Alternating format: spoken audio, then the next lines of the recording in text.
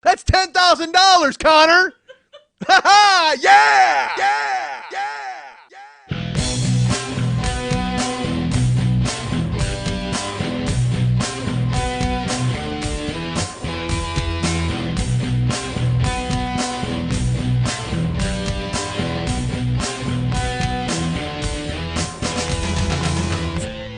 This show is not for sharpshooters. This show is a fucking machine gun. There's no chewy center to this show.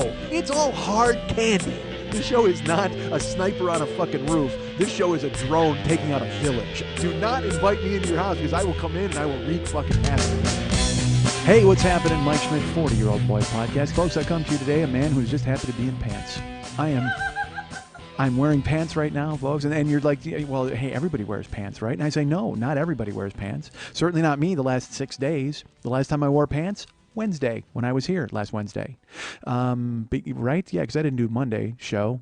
What's that face? You're making a speculation. You're not wearing pants. You're speculating. You're making a face that I'll picture you in a dress, which is all fucked Wow. up. What do you mean all fucked up? That's awesome. That'd be great. I'd bust out a kilt or something like our friend Kilt Bill. I'd do something like that. Why? Do you have something in a nice chiffon that I could try on? actually. All right. Yeah, I could go ahead and put that on. Believe me, I'm getting to the point now where my waist would be tapered enough to actually not look bad, probably in a dress. I think I could pull off a skirt. I got good legs. What have you been wearing? Shorts. I've been living in shorts. Your mind went right to dress, which is odd, but good for you. I'm sure many people out there were just like, "Have you been wearing a dress?" And they're shocked, I say. And there's a certain subset of people out there who are like, "Oh my God, I hope he was wearing a dress." They're just like, Jesus Christ, that'd be fucking amazing, easy access. Yes, it would, folks. Yeah, that's right. Because if I wear a dress, I'm not gonna wear any underwear under that, right? You can't do that. I don't want visible panty line. Who the fuck am I? I'm not some chick from the 70s, and I can't wear a thong. Oh my God, that'd be awful. I don't even like wearing a jock. Fuck, I've worn jock straps, and I am not a fan. Although I got to wear something, dude. At the gym today. All right, let's talk about this for just a second. I was at the gym. Well, I mean, I've been wearing shorts to drive because I'm working like 12-hour days, so it doesn't make any sense to wear pants, and it's fucking 85 in LA, so I wear shorts, and I'm tooling around. And although I was telling Lily, I wear all right. I like my job. And I need my job desperately, but I was wearing ripped up shirts. Did I tell you that? Yeah, I told Lily. I came to work and I had a rip it's not even. Fuck, I don't even think you can call it a shirt anymore. Lily's seen me because I've worn it here, but I like it. It's just I have two shirts that are they look moth eaten. I mean, they are fucking destroyed. It looks like It looks like I was the Backstreet Boys and I ran through a 5th grade classroom. Let's update that for now. It looks like I'm in One Direction and I ran through a 5th grade classroom. All right, let's do that because I don't want to pigeonhole myself into Backstreet Boys because those guys are like 61 now, right? Aren't they? They're old. That seems old. They're not older than me, the Backstreet Boys. They can possibly be, but they are on tour. And I know you're thinking Backstreet's back. All right. You're not. You could not look more bored. Literally leaned forward and put her chin in her hand and just started surfing the web. She's already out 6 minutes into the fucking show. Not even 6 minutes, 2 minutes into the fucking show. She's like, that's it. Can't do it. Pants talk, I'm out. The second you start talking about pants, Lily tunes out. She's like, I want nothing to do with pants talk.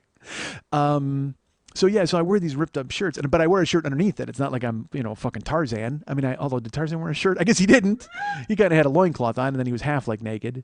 But I was not naked at all. I have like a gray shirt that I wear under a black shirt and I just like it. I like the way it fits. Back off. So I started wearing it to work and, nobody said anything.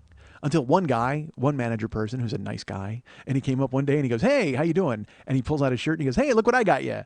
And he gave me a company shirt, a shirt that they sell because they sell merch. So he's like, "Here you go, dude. Go ahead and put that on." So I threw it on. So then I was wearing 3 T-shirts at once, which does not look good at all. I'm a giant man anyway, but then you put me in 3 shirts, and I just look like a wall bringing you ribs. It's just fucking ridiculous. Just like I look like a character from fucking Luxury Comedy with Noel Fielding. Like he would create me like a wall face guy. So I wore it that day, and then the next day I wore my ripped up shirts. I just wore what I wanted. Because everybody else wears what they want. Not everybody wears corporate shirts. Sometimes they wear, but I will say this. He's not wrong. He's absolutely not wrong because this thing, it looked like I was in a foxhole, and to save my fellow soldiers, I threw myself on a grenade. And that was This is all that was left of my fucking shirt because it is torn. I mean, I should just take a photo of it. It's so torn up. There's two of them, and there's two of them. So I would alternate wearing them because I don't want to wear my nice clothes there because my nice clothes are for stage. You know, that's the whole point. And granted, I know you're sitting here thinking to yourself, you're never on fucking stage. Yes, I get that. That's fine. But just in case it happens along, I don't want all of my shirts to be in the laundry, and then I got to wear a ripped up shirt on stage. Nobody wants that. I save good shirt, Mike, for fucking paying customers. I don't want to fucking waste it on people who are like, hey, did you bring my extra potato salad? I'm sorry, I did not. I'll be right back with that in your remoulade. Those people get ripped up shirt, quite frankly. And it has, you know, and honestly, if I dress hobo-ish, which is a word I've just coined, if I dress hobo-ish, maybe it wheedles an extra tip out of somebody. They're like, oh, that poor man, I need to get him some fucking moth killer. Here's a couple extra bucks. Buy yourself a no pest strip so the moths leave your shirts alone, tough guy. I don't know why the guy called me tough guy. I don't know why he's starting a fight with me. He's trying to help me out. He gave me a couple extra bucks. You don't think he'd draw a line in the sand and want me to go at it with him? It's weird. He just gave me some money. He was being nice, and then a second later he called me tough guy. Makes no sense. And also, I made up this guy. Why is he angry with me? You think I'd make up a guy who's nice to me? So I don't like wearing, if I wear the nice clothes, it doesn't make any sense to show up there because nobody's like, wow, how smartly dressed was our delivery guy. Nobody gives a shit about that. All they care about is that you brought extra wet naps. I was continuing to wear what I wanted to wear, and then one day, the way it works is there's drivers at night, and one guy will start at 5, one guy starts at 6, and the guy who starts at 6, they'll come up to him around a certain time and they'll go, hey, do you want to stay or you want to go? Because we got to cut somebody. And the guy who starts at 6 o'clock gets to say whether he wants to stay or go. So I had started at 6 one night, and he came up to me and he goes, all right, you're done. Go ahead and go home. This is after a couple hours. And I went, well, no, I'd rather stay. He goes, nah, we're going to let the other guy stay. And I was like, all right, well, every time, I've been told when you work here that if you're the 6 o'clock guy, you get to choose. He goes, yeah, but not tonight. Just go ahead and head home. And I was wearing my rag at the time. And I went, oh, it's going to be subtle, this attempt to get me to change shirts. That's how it's going to work. He's not going to just come right out and say to me, hey, why don't you wear nicer shirts? He's just going to wind up cutting into my money until I decide, hey, guess what? I need to fucking start wearing better shirts, which doesn't make any sense. Because if you start cutting into my money, how the fuck am I going to buy new shirts, pal? If anything, you should let me work every fucking hour I want so I can go ahead and get a whole new wardrobe for people to look at when I bring them their fucking juice or whatever the fuck they order from me. Again, I can't stress enough. Nobody says, oh my God, look at the shirt on that guy, but this is delicious cornbread. No, it's the opposite. It's clearly the opposite. Everybody's like, oh my God, I love this delicious cornbread. By the way, did you see what the fuck that guy was wearing? I mean, if it even comes up, I am clearly underneath cornbread on the list of things to talk about when I bring them their food. But I will say this again, he's not wrong. Because this shirt is a tragedy. I mean, it looks like I lost a knife fight with like 75 dudes. What's going on? That's a car alarm. Okay. I was a little worried. All this shirt talk, I thought the clothes police, the fashion police had shown up and they were putting their siren on. That's the last thing I need is Joan Rivers and a bunch of non-union thugs to make fun of me. I can make fun of myself, thank you, fucking Death Mask Face. Which, by the way, is my favorite Slayer album. Oh my God, Death Mask Face. It's so melodic. Actually, Slayer has a song called Dead Skin Mask. And I've seen Slayer like 3 different times. And that song, there's something about that song that that's it. Let's all hit each other. I mean, it's the craziest fucking scene. I saw Slayer, I worked security for them at the LA Sports Arena. That was fun. I've talked about that on here. Go by year 1, right? Was that in year 1? You wouldn't know. You were only around for part of year 1. You're false. You didn't want to be here now. You want to go off and do podcasts with other people. I'm so jealous. I'm so sad, folks. This is who I am as a person. All right. You know my wife left, right? My butler, she took off. All right. So I have to see her again this weekend because now it's started. Hey, I want something else. Hey, there's one other thing I wanted there. Okay. But I offered. I mean, I'm trying to be nice and understanding.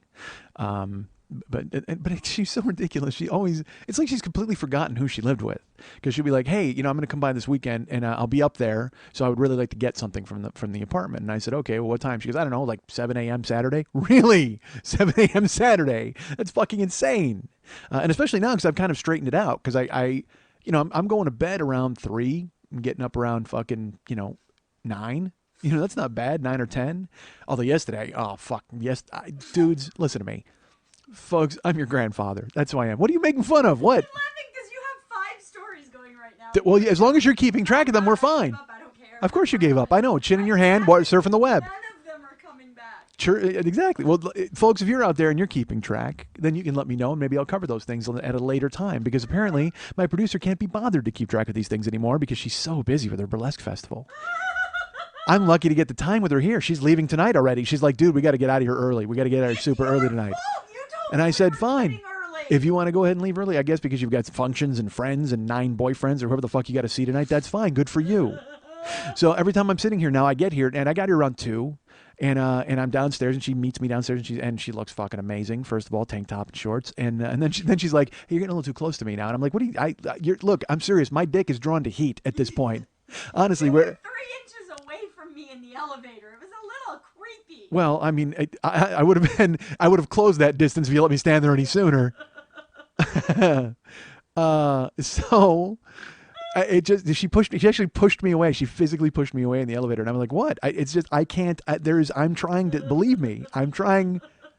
It's like my cock is trying to find water. It's just a divining rod at this point. It's like I'm in the desert and I'm just walking around following it. Whatever the fuck it ends up is fine with me. I don't care. Jesus Christ. I threw it on Facebook today. I'm like, dude, they need a batting machine for fucking. Like, honestly. They need a batting machine for fucking because I would gladly pay $20 for 20 strokes just to make sure I was still at my rhythm when it was my turn at the plate again. When I finally got called upon to hit again, I want to make sure that I'm locked in. Because you don't want to embarrass yourself. That's the thing. What if I forget everything? What if you're fucking terrible at it? That would be fucking awful. What if that happened? I mean, not that I'm not terrible. I'm not going to, whatever the fuck. You don't care. Nobody cares. Everybody cares. You care. Everybody cares. But my point, it's like, because there are things I'm really fucking good at. And then there are things that I'm like, well, I'll do those until I can get to the thing I'm good at. But I think that's all of us in the sack, right? Don't we all have that? Everybody's got their tricks. Everybody's got their thing that they do perfectly, or everything that their thing that they think they're down at. Well, that's you. You don't count. Again, you know why? Because you have a ton of fucking batting machines that you get to go through. You're locked in. You're never caught unawares. If someone showed up in a gorilla suit, you'd be like, I fucked that guy. Really? Well, not him, but another guy in a gorilla suit, so I can handle this guy in the gorilla suit fine. You're like the Bear Grylls of sex. No matter what situation you're dropped into, you could fucking make it work. What's that? 4 girls in the stocks bent over and their vaginas are exposed? Well, I can handle all 4 of those. Back off, fellas. Let's fucking do this. What's that, a riding crop? Let me show you 4 ways to use that you've never even thought of. Oh, how quaint. You have a rabbit vibrator? I have a fucking zoo at my house. You don't count. You are playing on a level field that most people are never going to see. We're talking about me right now, lowly me. I'm just trying to make my way in this world. I'm an ant in the afterbirth, man. I'm just fucking soldiering forward, trying to do the best I can with my 6.5 and fucking get it taken care of. That's it.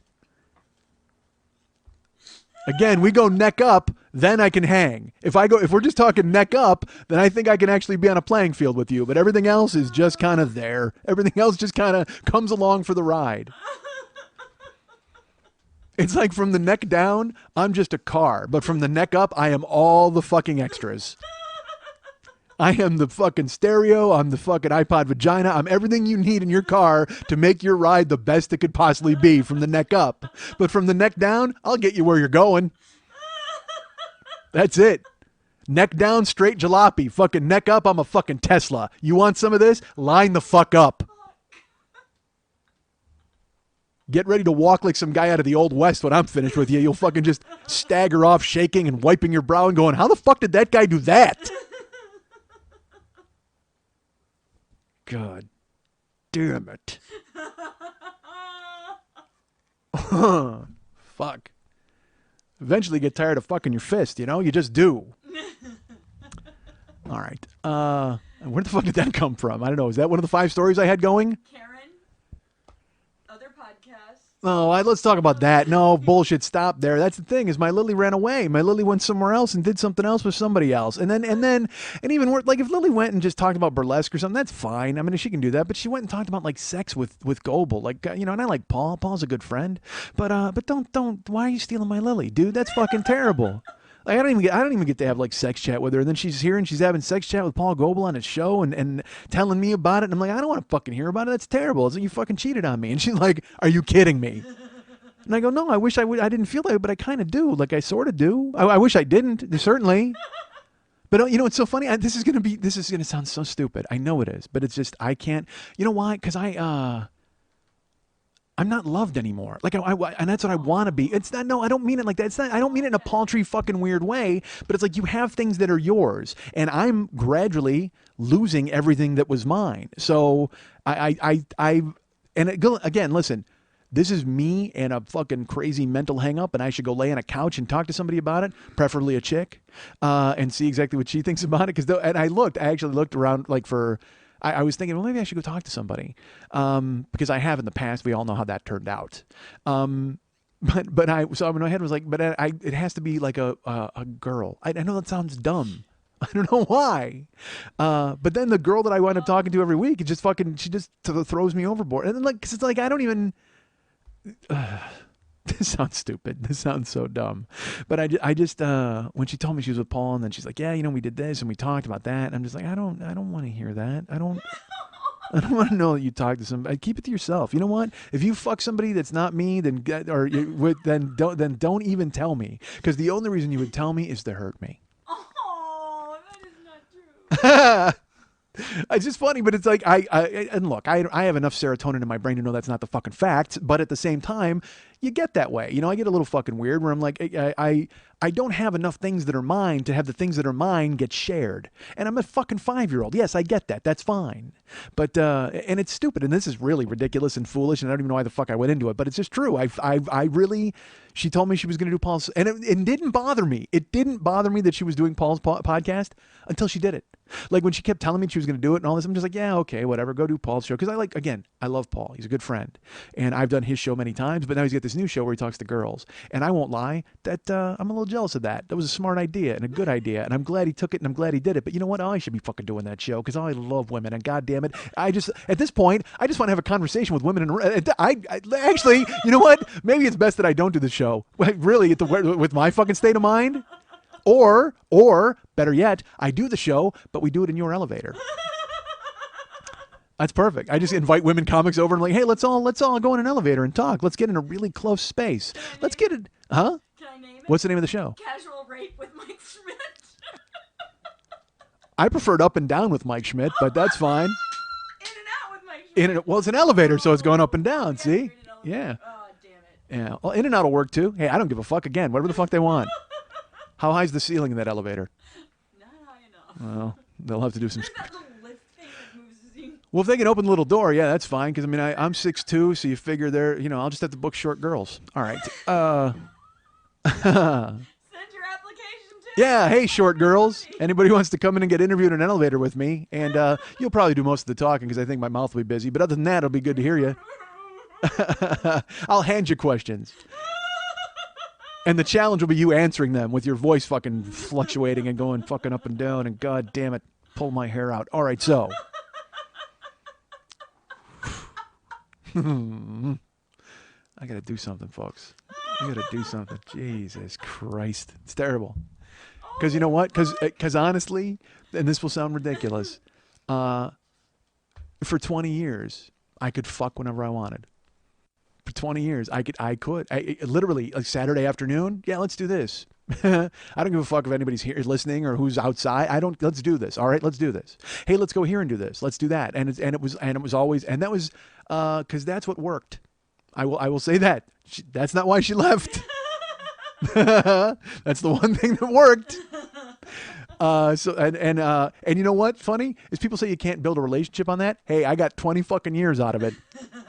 Because believe me, the rest of me, no great shakes. She was just like, I just did whatever and she hung out and that was cool. But whenever that happened, it was like, I think it reminded her why she hung out in the first place. Literally, that was the only thing I had. Christ. God damn it. All right. The fuck are we talking about? I don't know, a million things. Whatever. So Karen wants to get something on this weekend from me, but she wants it at 7 a.m. And I'm like, no, that's not working. But then conversely, I'm even worse because, she doesn't know anything about me. Like, I haven't told her I'm working or any of that bullshit because it's none of her business. But it's not like she's asking. I don't want to make it sound like that. Like she's inquisitive. She didn't show up in a fucking Sherlock Holmes hat with a magnifying glass and go, what are you doing with your time? She doesn't fucking care. She didn't ask me anything at all. She's just like, it's just clinical. It's all. And again, like I said, we had some closure a couple of weeks ago and that was good. But then, she's like, well, what are you doing on this weekend? And I'm like, I don't know. I'm in and out. Like it's that vague. It's so stupid. It's such a game and so dumb, so fucking dumb. But I also don't want to betray any information that I might have because who knows in the coming wars. I have no idea. I don't want to give, you don't want to show your hand ever. You know what I mean? What are you doing this weekend? Oh, it's great. I'm hanging out with plenty of rich people and we're going to be, fucking brokering diamonds. I mean, what the fuck? You want to lie. You don't want to just say, hey, you know what I'm going to be doing? I'm going to be sitting in my house smelling like fucking sauce and staring and watching Dragnet like I did last night. That's what I was saying. Fucking, I'm your grandfather, folks. That's who I am. I'm your goddamn grandfather. Because last night I worked a double. So I worked like 10 hours. And then you know what I did after my 10 hours? This is what I did. Fucking idiot. Because I've been working 10 hours. Like I worked 10 hours Monday, 10 hours Tuesday. And I worked 12 hours Saturday and Sunday. So I haven't had any real time to do anything. So last night late, after I fucking finished working, I had to go shopping. Like I had to go to the store.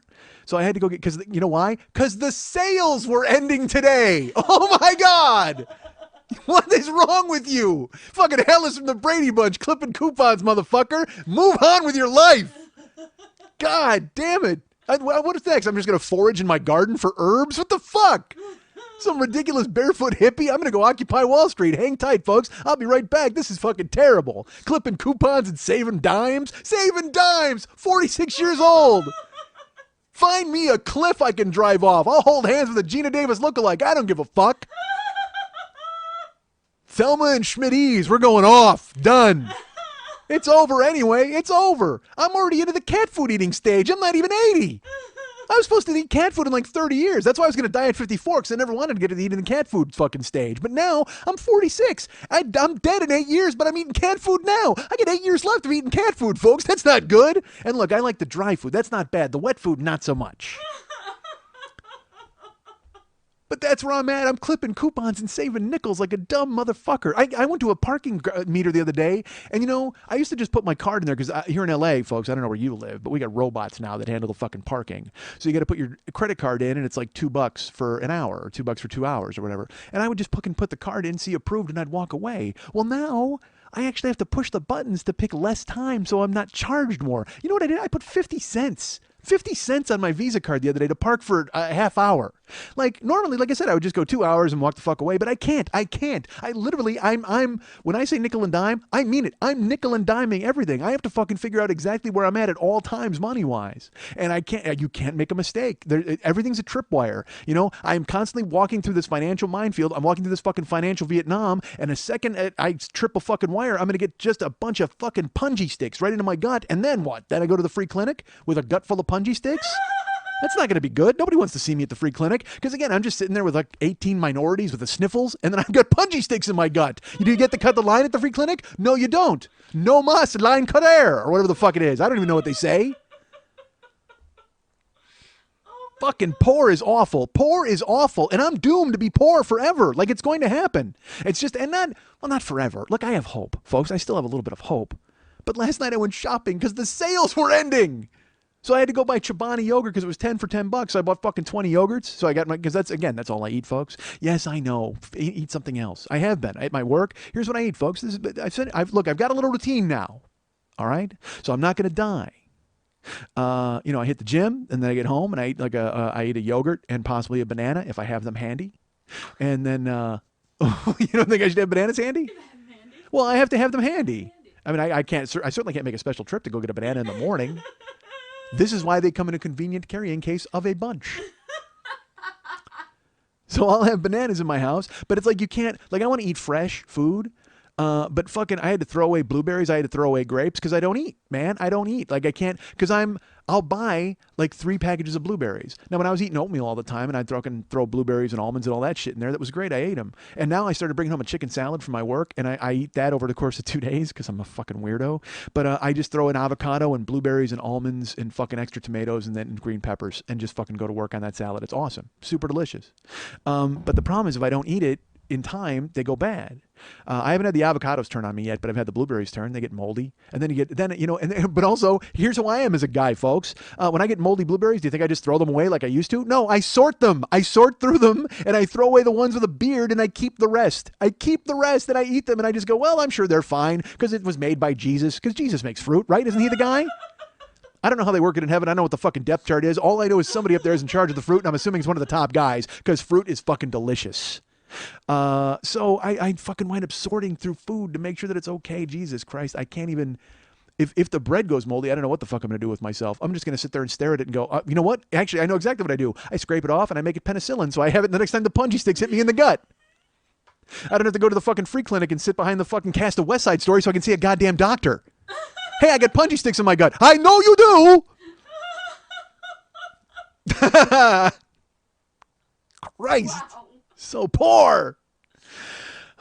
Poor. I don't know how people have done it for years. Who's poor and doesn't get laid? Because that's why poor people will multiply, because that's all they can do is fuck. They have no money to do anything else. So poor people are like, well, let's fuck tonight. Yeah, why not? That's the thing, because our cable's out. They don't even have cable. Fuck that. Poor people don't have cable. We can't afford cable. Let's fuck. I can afford cable, but I still want to fuck. I don't know. Fuck.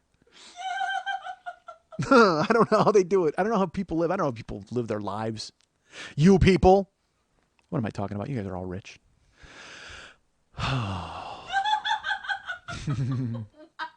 Yeah, I don't know, man. I don't know. But I'm eating. Back off. I ate yogurt. I ate a banana. I eat, and I sorted through the fruit. God damn it, because I want to eat fresh, but I just can't bring myself. I can't throw shit away.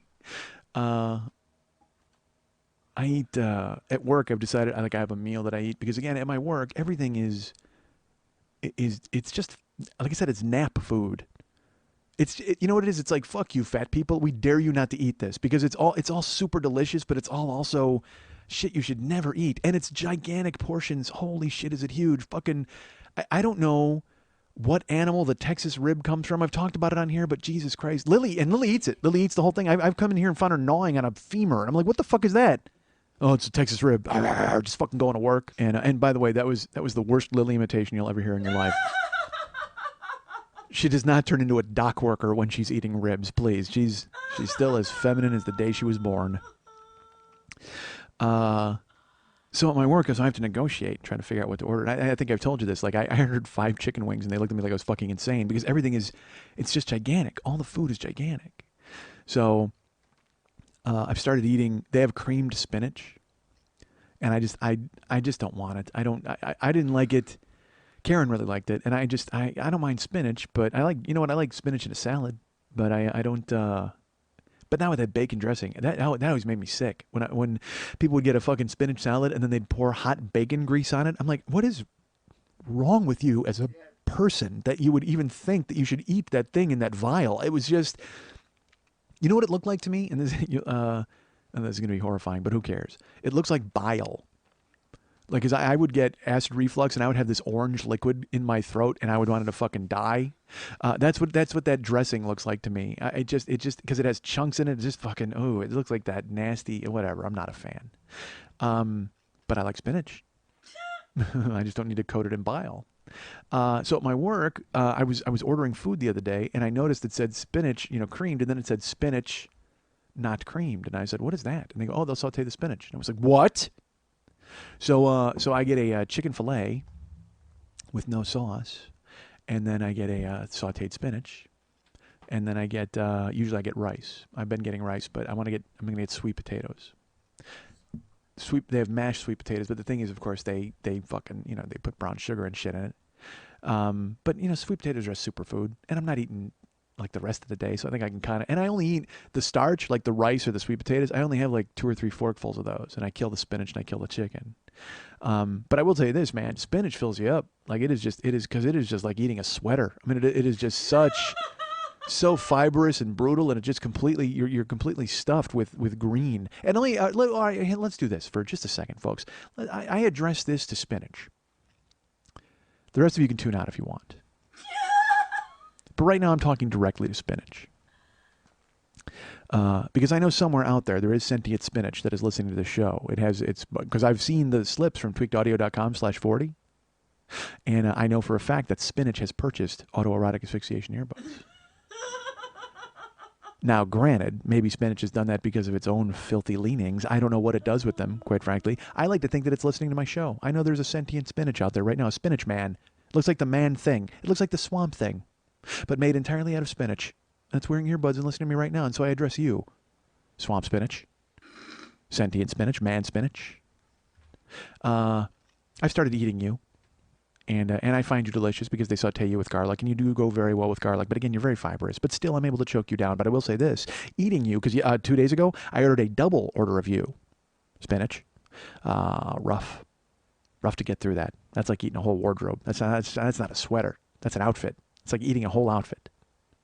So I ordered that because I had a side of the rice and I had a double spinach and then I had a chicken fillet. And I'm like, well, I had a little extra spinach, and I couldn't even finish the chicken because the spinach took over. It went off. Spinach, you know what spinach is like? Spinach is like Venom, like Spider-Man.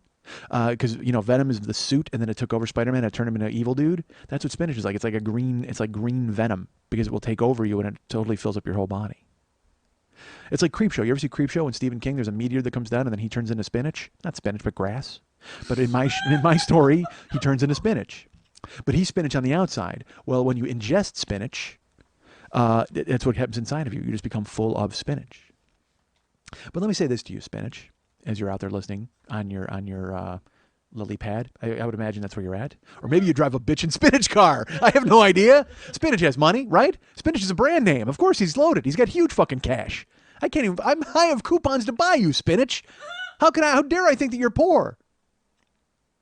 Let me talk to you, spinach. You need to make a decision. Yes, you're full of vitamins and goodness. And yes, you want us to eat you. But you need to sit down with Corn, who does not listen to this show. Which is why I'm not talking to Corn. I'm talking to you, spinach, and you need to bring this to your next summit meeting with Corn. You and Corn need to sit down and have a discussion and decide which one of you gets to not change in the body.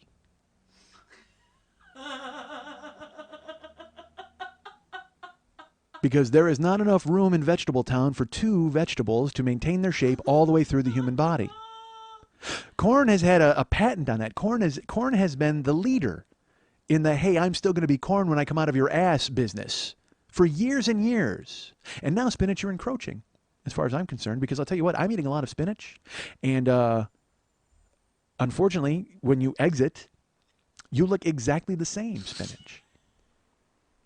To the point where it's like, I've decided that perhaps I should just shit in a bowl instead of a toilet. Oh, that's wrong. Because you look like you'd be more comfortable there. I feel bad. I feel like it's like nothing.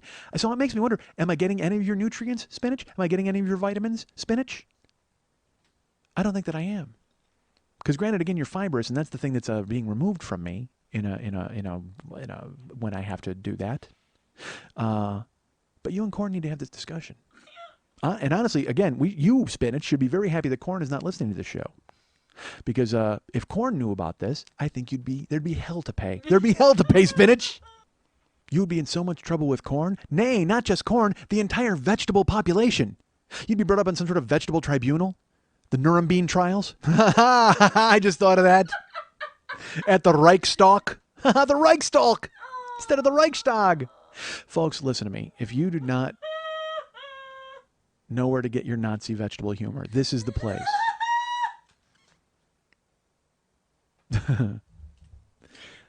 All right. So, spinach, in closing, you and Corn need to have a talk and then get back to me about who's decided what, because I need to know exactly what I'm going to be going forward. I'm going to be going forward? Doing? I can't even talk. I'm so mad at you, spinach. That's why I'm like fucking Joe Cabot. I'm so pissed off at you guys. I can't even talk. Just go to work. That's a funny. Here's some trivia that you don't know about Reservoir Dogs, or perhaps you do know. there's a scene where it's the scene where he gives everybody their names. You're Mr. Blonde, Mr. Blue, Mr. Pink, Mr. White, all that stuff. Oh, no, and Mr. Pink. Oh, I don't have to be Mr. Pink. All right. Hey, it's easy. You got a cool sounding name. All right, never mind. I'm not going to do the whole scene, but. But Joe Cabot is giving the speech, and it's Lawrence Tierney. And if you've read anything with Tarantino, Lawrence Tierney was out of his fucking mind when they were doing the film. He's like a fucking batshit crazy old man. So he was a handful to try to handle. So he's giving the speech, and then he says, he goes, you guys like to sit around and joke around. I got some jokes for you. And he does that fucking scene, which is great. And then at the end of it, he says, he tries to say something to them, and he goes, like he kind of chokes on the line, and it goes nowhere. And then he stops and he straightens his tie. And that's when he goes, so mad at you guys, I can hardly fucking talk. Let's go to work. Well, there's a line there, but he fucking ate it because he's crazy and he couldn't remember his lines and stuff. So he's like, and he kept it in. Tarantino kept it in, even though he chili dipped it because Tierney in the moment as an actor saved it with something that Tarantino liked even more. And then they went there. So there you go. Take that. So that's who I am. I couldn't even talk right there. I'm so mad at spinach. Huh? Do you know what the line is? I don't know. I have the script in my house. I should probably check. Could you get back to me with that next I'll week? do that. I'd like to Sure. know. Yeah. I Why really don't you? would. Just you and me for that. Before the show next week, we'll talk. I'm going to stop talking now. No, please continue talking. That's great. Again, it's because I'll tell you this also. When I was jealous, I told Lily I was jealous of her with Goebel, and she's just like, "What?" Like she thinks I'm crazy. And I said, no, I as you know, I tried to clarify it here why, and it's because I am crazy. I'm a crazy person, clearly, but also I'm alone and whatever the fuck. You don't care. Look, folks, I'm fragile. I'm bruised like a peach. Oh, don't get me on the fruit tribunal.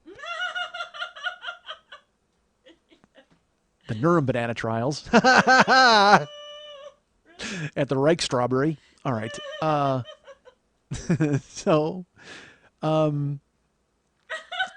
So she said to me, she actually said this. She goes, well, you should say something to me. If you wanted to talk with me on a podcast, we should do a podcast together. And I'm like, we do a fucking podcast together. And she goes, no, when we both talk, I go, I try to get you to talk all the fucking time and you never want to talk. You even said to me, I don't want the microphone anywhere near me. She goes, yeah, but if we were hosting a show together, like the two of us, well, that'd be a totally different story. 6 years in, she tells me now that she'd be willing to sit down and talk with me with two microphones. Do you know how many letters I get from people all the time? Like, you should mic Lily. You should give Lily a microphone. Lily. And I'm like, no. I mean, I love Lily and I want to hear from her, of course. And I like the dynamic of the show the way it is because it's me talking. And then if she had to compete with me and fucking all that, it would just be bad. It wouldn't be right. Because this show is just literally, we open up my head and we fucking see what happens. Case in point, I just had a 9-minute conversation with Spinach. Holy shit. And don't think right now that somewhere out there, Spinach is so sad. He's so sad. He's furious. Sitting in his Spinach mobile. Staring at his cell phone. It's under the seas. He's looking at the number for Korn. He's like, should I call him? Should I call him? I should probably call him. Mike thinks I had to talk to him. And Korn oblivious. Top of the vegetable food chain. Doing whatever the fuck it wants. I bet Korn doesn't even take Spinach's call. Korn is like, fuck you, Spinach. Decline. All right. Korn. You know Korn's ringtone is Jimmy Crack Korn, right? It has to be. Because he's like, and every time it happens, he just looks at everybody and goes, gotta take this. Song's about me. Korn is a dick. I am not a fan. Fuck you, Korn, with your attitude. Just because you're everything. Just because Korn is everything. We put you in our gas tank. You're in our fucking, you're in everything. You're in all our food. We turned you into a syrup. And Korn's like, people love me, man. They love me in all different ways. What's Spinach? Pfft. All right. I need to apologize to Spinach. I did not mean to get you in a feud with Korn that you weren't ready for. I know you weren't ready for it. But really, we need a decision. So I ordered double spinach, and I could not eat it. Like, I couldn't even finish the chicken. It was brutal. All right. And you know what? By saying that, I've made Spinach even more sad. He's like, you couldn't even finish me? I apologize, Spinach. You're a good guy. You're misunderstood. But I understand you, Spinach. Me and Popeye. You want to cheer up, Spinach? Lean in. Lean in right now. Lean in right now. Press your earbuds as deep into your Spinach ears as they go. I'm going to cheer you up right now. Look at that. That's your song. That's the Spinach theme song. I just did the Spinach theme song on my show. I shared my airwaves with you. Because, look, I took you to task. There's no doubt about that, Spinach. And I let you have it a little bit, and perhaps I've left you a little long in the leaf. And I don't mean to do that. But now I think I've gone ahead and I've made up for it by giving you the Popeye spinach song. All right, so are we cool, spinach? We cool? I'm like Marin. We good, spinach? Oh, Jesus, that made me laugh. All right. Welcome to What the Fennel with Mike Schmidt. What's up, What the Fennelers? What the Fennelers? Mother Fennelers? What the Fennelnators? Because he's his fucking hater sometimes. He says a lot of things. He's very popular. See, spinach, it could be worse. You can get trashed by Mark Maron on his show. We keep it indie with Mike Schmidt. We've got a crowd of people that, and look, my tentacles reach out, and certainly I'm worldwide. I'm all over the globe, but I'm not like Marin. If Marin starts trashing your spinach, your name is Spinach Mud. I should probably stop talking to Spinach. There's so many other listeners. Spinach, quit hogging my time. But I'm eating. That's the bottom line, folks. Is I'm eating. That's the point. Because everybody's on me. They're like, dude, you got to eat. And I'm like, yeah, I'm eating now, sort of. I mean, because I'll eat, like I said, I eat that meal, and then later on I'll have a couple of pieces of toast or a yogurt, and there you go. And then I fall asleep in a chair like a grandfather. That's what happened last night. I went shopping, and I grabbed yogurt and I grabbed some Propel because it was 10 for $5. And even though Mex yelled at me, because Mex is a nutritionist now, and he's just like, dude, by the way, Propel is horrible. And I'm like, oh, all right. Well, I don't drink a lot of it. I mean, I drink like one a day, but I mix in a ton of water. So I'm still going to kind of have it because I'm stubborn and I'm a dick and I'm used to it. And you know, Dave's nice and he's just like, well, whatever. Because what's he going to do? Yell at me? He already yells at me about a million other things. Dave's my conscience. So I'm eating. It could be worse. It could be so much worse, folks. You don't even know. Like I have a couple of yogurts, I have some toast, and then I have a meal of chicken and spinach. That's great, right? That's really good. I might have a handful of almonds. I haven't had any in weeks. I got a lot. I'm not gonna lie to you. I have them, but I don't have them. Sometimes I throw them in my salad when I make that salad, like I said. But yeah, I could be, because it could be like a fad. Like I did that, I did that cayenne pepper diet thing, the lemonade drink. My mom lost a ton of weight on that, and then my brother Andy would do it all the time, and he would do it every like 3 months. He would jump on it, and he'd lose like fucking 25 pounds on the lemonade diet, where it's like, it's some bullshit. Like for 2 weeks, you drink scalding hot liquid, and then you're fine. I mean, because I tried it. Like I had the thing, and I mixed it up. I think I've told this story on here. I told Karen, I go, oh, I'm going to try it. And Karen's like, well, I'll try it with you. And I'm like, okay, that's fine. So I made the first batch of the lemonade with the stuff in it, and I drank it, and I thought I was going to pass out. Like I started like sweating, and my eyes started tearing, and my throat burned. Like it was like, so I was like, oh my God, this is 2 weeks of this?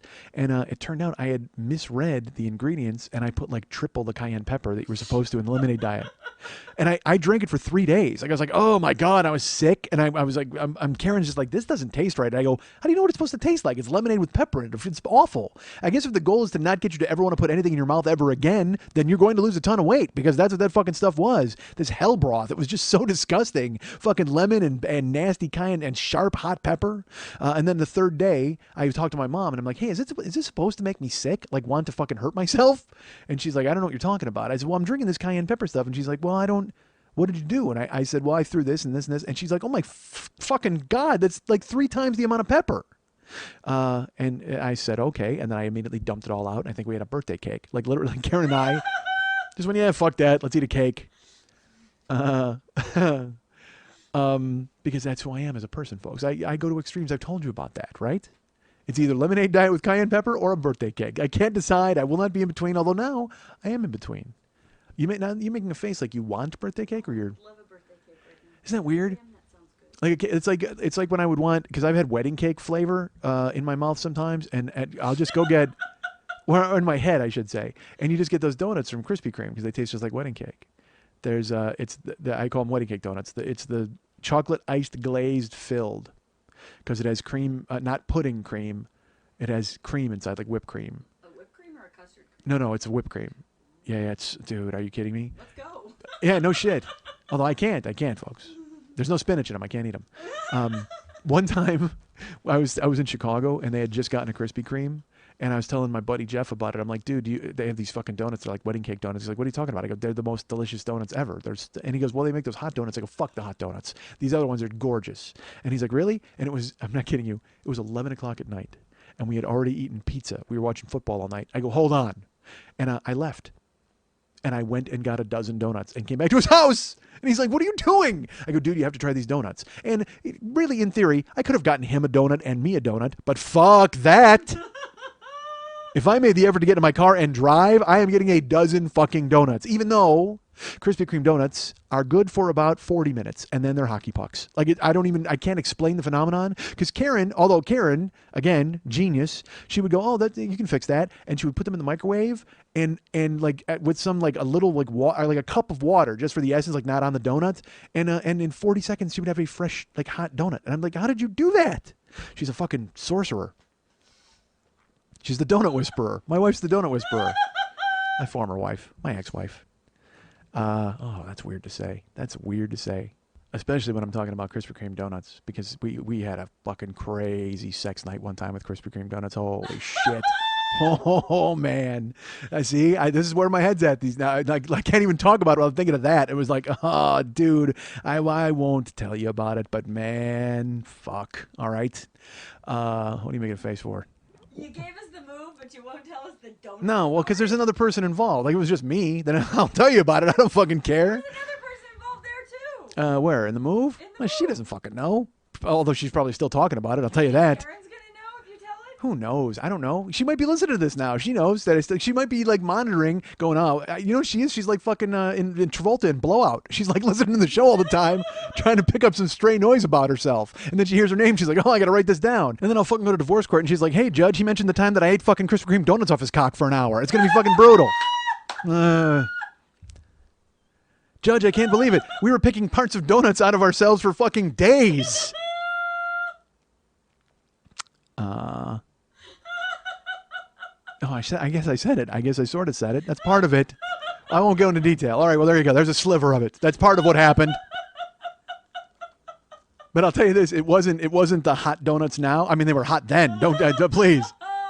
Because the glazed are the hot donuts now. But I can tell you, if you bring home the wedding cream donut and you put your cock in it, that's a hot donut then. Just grab a fistful of donut and go to fucking work. And it's preferable that you have somebody there with you. I mean, I guess I could put my cock in a donut now. I was going to fuck a cake a couple of weeks ago. Jesus Christ. I got to fucking snap out of it. What the hell is wrong with me? Nothing is safe. Literally nothing is safe. I was online. I was on Facebook. And this was just a lark. Don't yell at me. I'm a huge Pearl Jam fan, probably my favorite band right now, and have been for a long time. And I love them. You know, I mean, I love Van Halen, obviously, and bands like that. I'm just saying, but for bands that are still putting out music now that I really love, I've loved Pearl Jam since the beginning, and I can't wait for the new album, whatever. I'm a huge fan. I'm actually in the fan club, the Pearl Jam fan club. And I know you're going to be like, oh my God, you can afford to be in a fan club? Fuck off. All right, I joined it before everything went to hell. It costs money to be in a fan club? Yeah, it's $25. And the only reason to be in it, because again, you get a newsletter, which is fucking dumb. Hey, Mike McCready likes stew. I mean, it's fucking, I don't care. I just don't care. Eddie Vedder has pillows. Good for him. That's fantastic. They're all rich. Did you know Matt Cameron likes a chamois? I'm sure he does. Would you like to see Jeff Amen's duvet? I would not. So, but it's like the only reason I'm in the fan club, because again, you get the newsletter, you get the fucking, they have a Christmas single they put out every year that nobody else gets access to. But it doesn't matter because all their fans put it online immediately and everybody hears it and whatever the fuck. So it's not really anything special. The only cool thing is you get first crack at tickets. So when they're on tour, the fan club gets to buy tickets first. And then they go on sale to the general public. That's the only reason I'm in the fucking fan club, was to get access to tickets. But then I will tell you this, folks. Again, I'm a Pearl Jam fan, and I'm in the fan club. But I don't. And I'm not better than them. I'm not better than this. It's just that I'm not obsessed like other people are. I'm obsessed with. I'm obsessed with my cock, as we all know at this point. That's all I've got going for me at this juncture. But other people are obsessed with Pearl Jam to the point where they're just like, "What's your favorite song? What would you play if you're on a desert island? What if Eddie came to your house?" Like, I mean, it's that weird. So there's a Facebook page for the fan club. So I joined that. And I just got so sick of it because these people are so whiny and entitled. They think look, dude, if you ever go through life thinking Pearl Jam owes you something, you need to sit down and reevaluate where you are as a person, because all any public entity, all any band, all any entertainer owes you is the work that they put out that you consume. Just because you're a fan and you've spent all this money on their shirts and their swag and all of those things, that doesn't mean that they should give you a fucking hand job. I mean, or come to your house or give you the best seats all the time. And so these people fight and they moan and they bitch and they piss and they cry. And then the band will put out a song and they'll be like, oh, I hate this song. It's not like Vitalogy. Well, yes, because bands change. They get older. Everything evolves. People do the music they want to do. So if it's not for you, you know what's funny? Pearl Jam has a song called Not For You. Listen to that and take it to fucking heart. And look, I'm guilty as like anybody else of criticizing the works put out by people. If I don't like a song, I'll say it sucks, or a movie it's terrible. Yes, we all have our opinions, but I come from a place of I went to see that movie and I thought it sucked. I don't come from a place from I went and saw that movie and I expected so much from it and it was fucking terrible, and now I think they should give me my $18 back and they shouldn't be allowed to make any more movies and they should only make the movies that I fucking like. No, that's not the fucking case. I mean, if I didn't like something, I'll say I didn't like it, but I then fucking drop it. It's not like I spend 95 minutes, well, maybe sometimes 2 hours, okay, sometimes 4 hours, bitching to the world about it. Hey, wait a minute, that's exactly what I fucking do. All right, so, but these people whine and moan. So but you know what's funny? I go to the fucking page every day. But I stopped reading it. I will. Here's the other. I will tell you this. This is totally true. On your Facebook, you know, on the margin, it says the groups you belong to, and then the little number comes up to show you how many posts there are. I only go there to clear the post number because I can't have those numbers there. It's so stupid. Lily tells me she's got like 100 people at least trying to be your friend on Facebook. So you have that little red 100 up there. I got to clear it. Like I can't. I will, but the last thing I do, this is, again, you're going to make fun of me. The last thing I do before I go to bed is I go to Facebook and I clear all the numbers. All of them. I do it all day long too. I clear, any posts in, the fans of Mike Toomey or the West Side 86 Jokers. I go and I look and I just clear the numbers because I don't want the numbers there lurking. And say it again? How many groups do you belong to?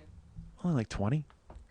And the Hollywood Burlesque Festival and the Monday Night Teas, and you post quite a bit, so I'll click over there all the time, and I just because I can't stand seeing the numbers. Any red number, any margin number, I just fucking get rid of it. So that's why I go there, just to clear the numbers. But then, some girl in the Pearl Jam fan club, she posted, she goes, hey, you know what? I'm starting a Pearl Jam singles page. And it's going to be like a secret page. So you can join it in the next 2 days, and then we're going to close it off. It'll be secret, like nobody else will get to join. And she put that out there. And of course, that was just fucking blood in the water for these people. So all these people joined, and I will not lie, I joined, even though I hate the fucking Pearl Jam thing. All these fans are just whiny dicks. But I will say this: the girl who posted the thing about the Pearl Jam singles page was really hot. So I'm like, well, I want to see where this goes. So I'm going to go ahead and join the fucking Pearl Jam singles page. Now, look, I've never posted on the Pearl Jam page. I don't do any of it at all. Because, again, all they do is they fucking bicker and fight about songs. I mean, it's like, grow the fuck up. And they'll post pictures of their kids wearing Pearl Jam gear. And they're like, ha, my kid loves PJ more than your kid loves PJ. It's like, what the fuck is wrong with you? Let your kid buy a One Direction album and leave him the fuck alone. A lot of One Direction in this show. And that direction is up. Or going down. Quite frankly, I would prefer that was the direction. So I joined the Pearl Jam singles page, but here's the stupid thing about it. Like, there's a guy who's like the king of the Pearl Jam fan club page. Like, he's like a smart ass to everybody, and he gets to be mean, and he's shitty to the band. And he's like, I just call it like I see it, man. He's that guy who has nothing at all in his life but this. And he has a nickname, of course. He doesn't have his real name on Facebook. It's his nickname. And every picture of him is in a Pearl Jam outfit or clothes or whatever the fuck. Grow up. But I actually kind of went to the Pearl Jam singles page because of the singles aspect, which of course is that hot girl. But also this motherfucker is like, I knew he wouldn't be there because he's just a dick. But then I joined the Pearl Jam singles page and he's in it. He's posting. He's married. And so everybody's like, oh, I'm glad that you came over. You're making it lively. And I'm just like, no. I want to post about it. No, you're a married asshole who should get the fuck out of here like immediately. And again, I'm not there to marry anybody. I'm just as stupid as everybody else that's fucking there because I'll just read it. Everybody's just like, well, when you cook, like, what's your favorite PJ song to listen to cook? Oh my God, hang yourself. Hang yourself. people are like, they associate everything in their life to fucking Pearl Jam. It's the weirdest fandom I think I've ever seen. And but I will say this. So I look at the posts on the singles page, and it's all like, what do you like to do on a date, and there's all this bullshit. And here's the funny thing, as we all know about any social media or anything, it's a bunch of girls trying to have a civil conversation and ask real questions, and a bunch of guys turning it around to, hey, what would it take to get in your pants? Like that's all it is. Because the hot girl will like post something. And she's like, they're like, what's your favorite place to listen to PJ? And this guy's like, in your room. Ha ha ha. And they're like, ha ha, good one, Jim. No, that wasn't a good one, Jim, because Jim actually fucking means it. And if you were to say, well, then come over, he would buy a plane ticket and come right to your house. It's just, and I don't even, I mean, I go there too. I can't even sit here and go, oh yeah, these people are so ha ha, so ridiculous. I'm there. And then a woman posted this, because I will tell you this, I have Pearl Jam tickets for November. I'm excited. And again, it was first crack. And it was this thing where I happened to have some money, so I did it. And I won the lottery. This year they did it in a lottery. It used to be the 10 Club. That's another thing everybody's bitching about. It used to be the 10 Club got first crack at the tickets. Well, this year the 10 Club got first crack at a lottery for tickets for certain cities. And you couldn't win more than one city. And you couldn't win. It was like there was a ton of rules and everybody's all pissed off. And I'm just like, what, dude, would you rather compete with the Ticketmaster masses? What the fuck? But then people got shut out. But here's the thing. Some guy's like, oh, God damn it. Great. I only got 1 out of the 7 shows I wanted. You wanted 7 shows? Jesus Christ. Fucking Powerball winner. How are you going to buy 7 shows worth of goddamn concert tickets? But these people, I'm telling you, they are like Deadheads or Fish Food or whatever the fuck their fans are, who follow those bands around and just fucking hang out. It's amazing and good for them because they are so good live. All right. So, but then a girl posted in the Pearl Jam singles page. She's like, hey, she goes, I'm looking for somebody in Los Angeles who has tickets for the first night because there's 2 nights here. She goes, I have 2 tickets for the second night. And then if you have tickets for the first night, preferably general admission because they have general admission and they have seats. She's like, I will give you one of my tickets for the Sunday if you have a ticket for Saturday, and then we can see both concerts together. It was the first actual singles post that I saw on there because everybody else, like I said, is they're like, what's your favorite food and why do you love PJ? Shut the fuck up. Oh, when I saw them, I met them once. I met Ed and he gave me half a bottle of wine. Kill yourself, please. I wish he'd given you a noose. But this woman wrote this, and I have to admit, in my head I was like, because I happen to have 2 general admission tickets for the Saturday night show. And then she's like, yeah, it'll be great. I'll get to meet you, and it'll be fun, and you also get to sit with me the next night. Well, so it'll be great. We'll see both shows. And I mean, I wasn't thinking it in terms of banging out this chick. Absolutely not. Which, by the way, that's a technical term. Holy shit. Even my mouth is horny. It's like, God damn it. Even my brain went to banging out this chick. I'm not thinking of making love with this stranger. All right, let's put it that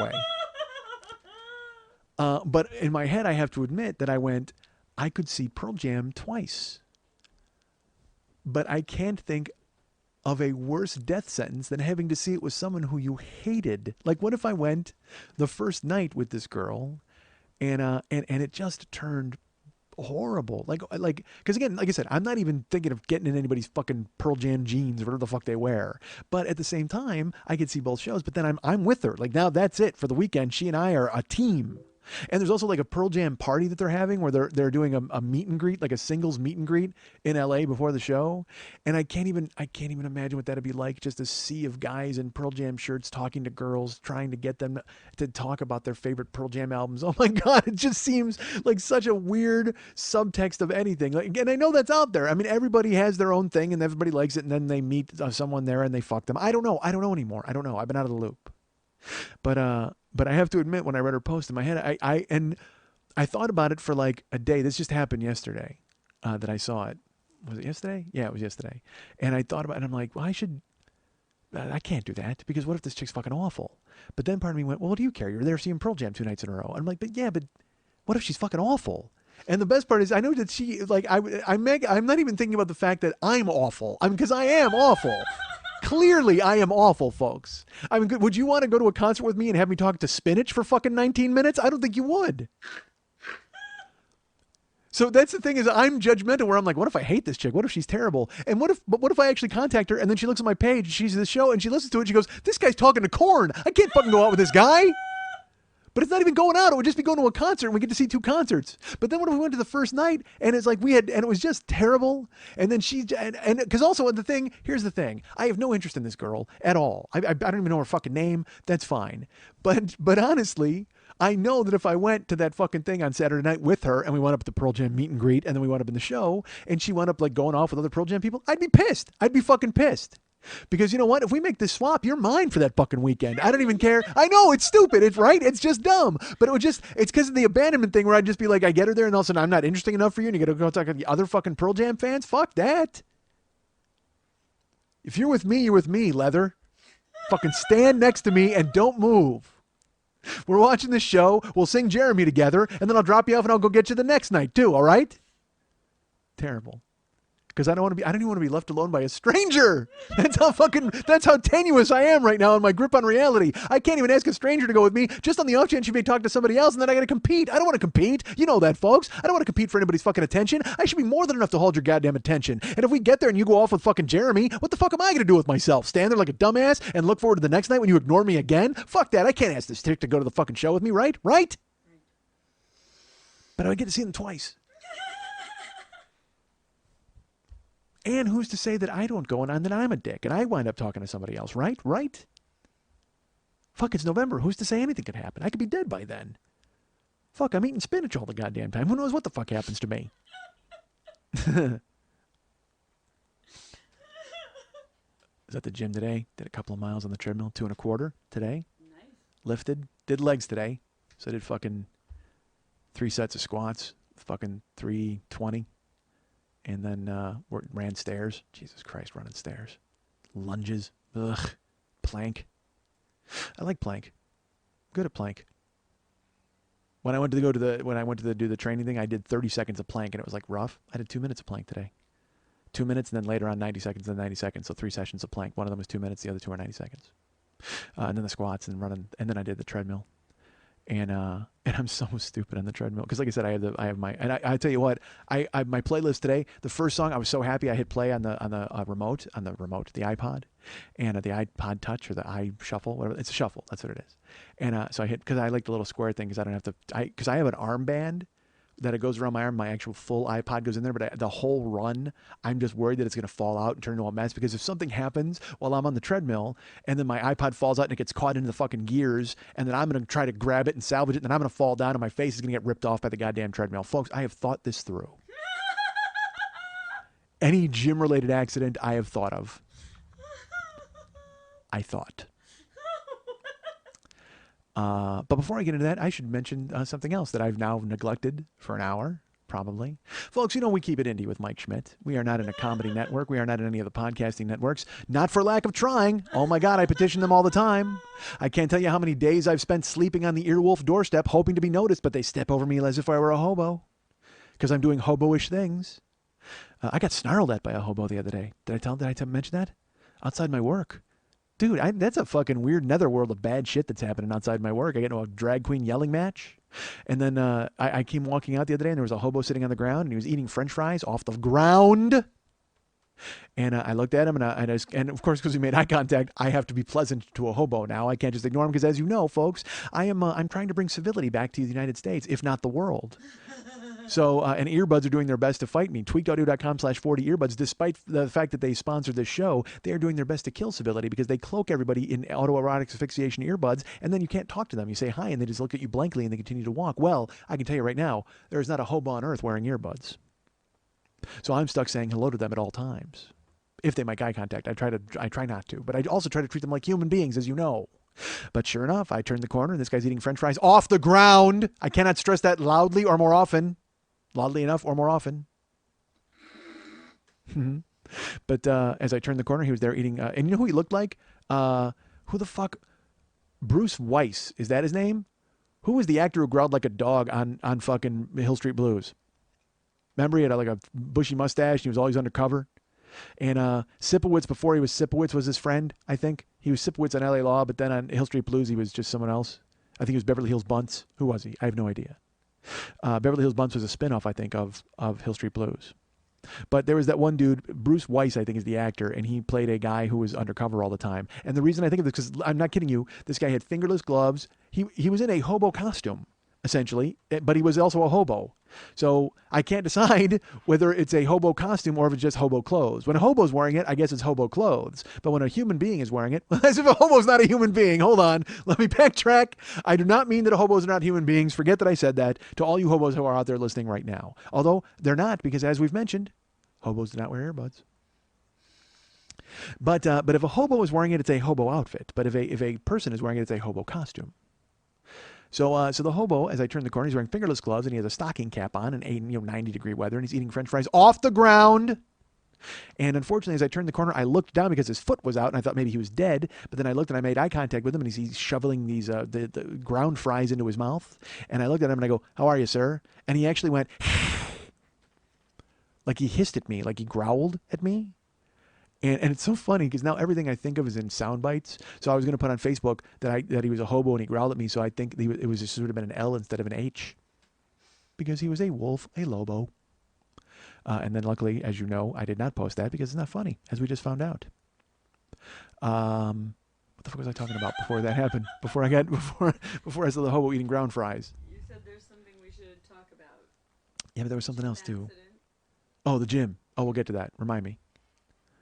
But we keep it indie here, folks. That's what it was. I was sleeping outside of Earwolf. I forgot to mention, like a hobo, and then we got spun off into a hobo eating fries off the ground. I can't tell you how many times I've gone to the Side Splitter Network and said, "Hey, please, I'd like a meeting." I don't even know where they are. They may drive around in an RV like fucking Bryan Cranston in the first season of Breaking Bad. That's they are. It's like a meth lab. The Side Splitter Comedy Network is just like a meth lab. It just drives around and they put up their podcasts. They have, you know who they are? They're like fucking Timothy Olyphant in Bruce Willis's, what was it, Die Hard 9? What the fuck was it? Where he was the bad guy and they drove around in a mobile command unit and they changed all the traffic signals. I haven't seen that one in a while. Jesus Christ. Have your references down before you start to go off and spin off into a tangent.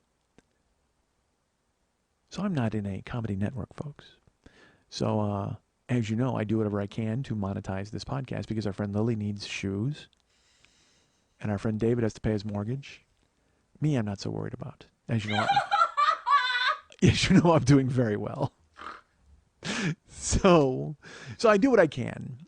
And so you people send donations, which are nice, and you buy things. That's really cool. And occasionally in the past, like tweetaudio.com/40, they've sponsored the show from the beginning, it seems, which is nice of them, and I appreciate it. But on occasion, we've had other sponsors of said show, folks. If you remember John Q from England, I don't know who that guy was. I do. I actually met him. I saw him in Texas. He came to see me in San Antonio, I believe it was. And a nice guy. English guy, drove a big giant truck, really, really nice fella, and sponsored this show very early on because he had finally perfected a series of cum troughs that ran underneath adult bookstores to keep the floors clean and non-sticky. And I was more than happy to tell the public about them, folks, because that was a message that he wanted to get out to everyone. Well, occasionally we will get other sponsors who drift in and out. But I will tell you this week, folks, we have acquired a sponsor. And this is a sponsor. This isn't like a guy who just came in and said, "Hey, guess what? Not interested in sticking around for the long run, but maybe if you could do this for a week." And then he heard me talking about, punching a homeless person, and he goes, "I'm out." This guy is on board with me punching homeless people. In fact, he is from Punch a Homeless Person Incorporated, and Name of the company. which seems strange. All he sells are coupons that make it okay to punch the homeless. Now, I don't quite understand how that works. I don't know how he clears it with the local authorities to keep you out of jail. But apparently, this company makes it okay for you to just put your fist right in the face of a homeless person in any major metropolitan area in the world or the United States. That could be wrong. Let's talk about this sponsor for just a second. They have contacted me. They contacted me a while ago. Their spokesperson wanted to talk to me. And when I say that, I mean that. Like, he wanted to talk to me. Like, he could not stress enough how much he wanted to discuss this amazing opportunity with me. And he would send me his phone number. He's the head of marketing for this company, I guess, or I don't know what he is exactly. Because I'll tell you this, I did not want to talk to him at all. I will not lie. I'm the wrong guy to have that conversation. I barely want to do this. and I'm the only one talking. But a two-way conversation with a stranger about numbers? Holy shit. Show, where's the door? Where's the fucking door? Unless you are the Count from Sesame Street, I got no interest in that conversation. One, Michael. One. How do you do that? Two, Michael. Two. Three awkward pauses in 1 minute. You got my number, Count. Get it?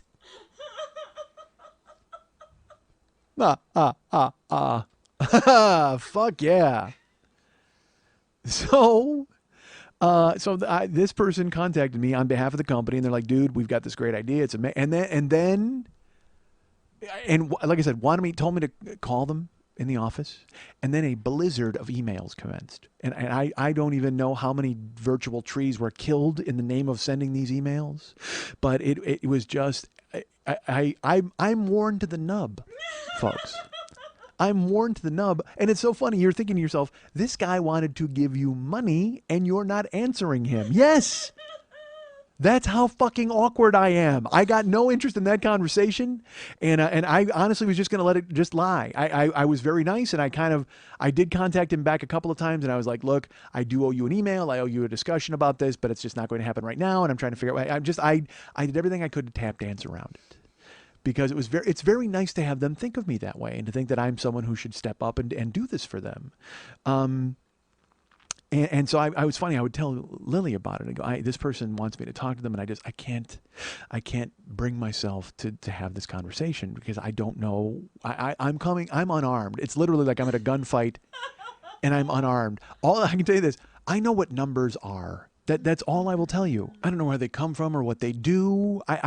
I would certainly benefit from some sort of after-school special where 7 was very nice, and I got to meet him, and he and I were friends, and I could go, oh, look, an 8 is a joy. I mean, I don't know. I don't have any interest because I go away, man. I found this out about myself. I've known this for a while.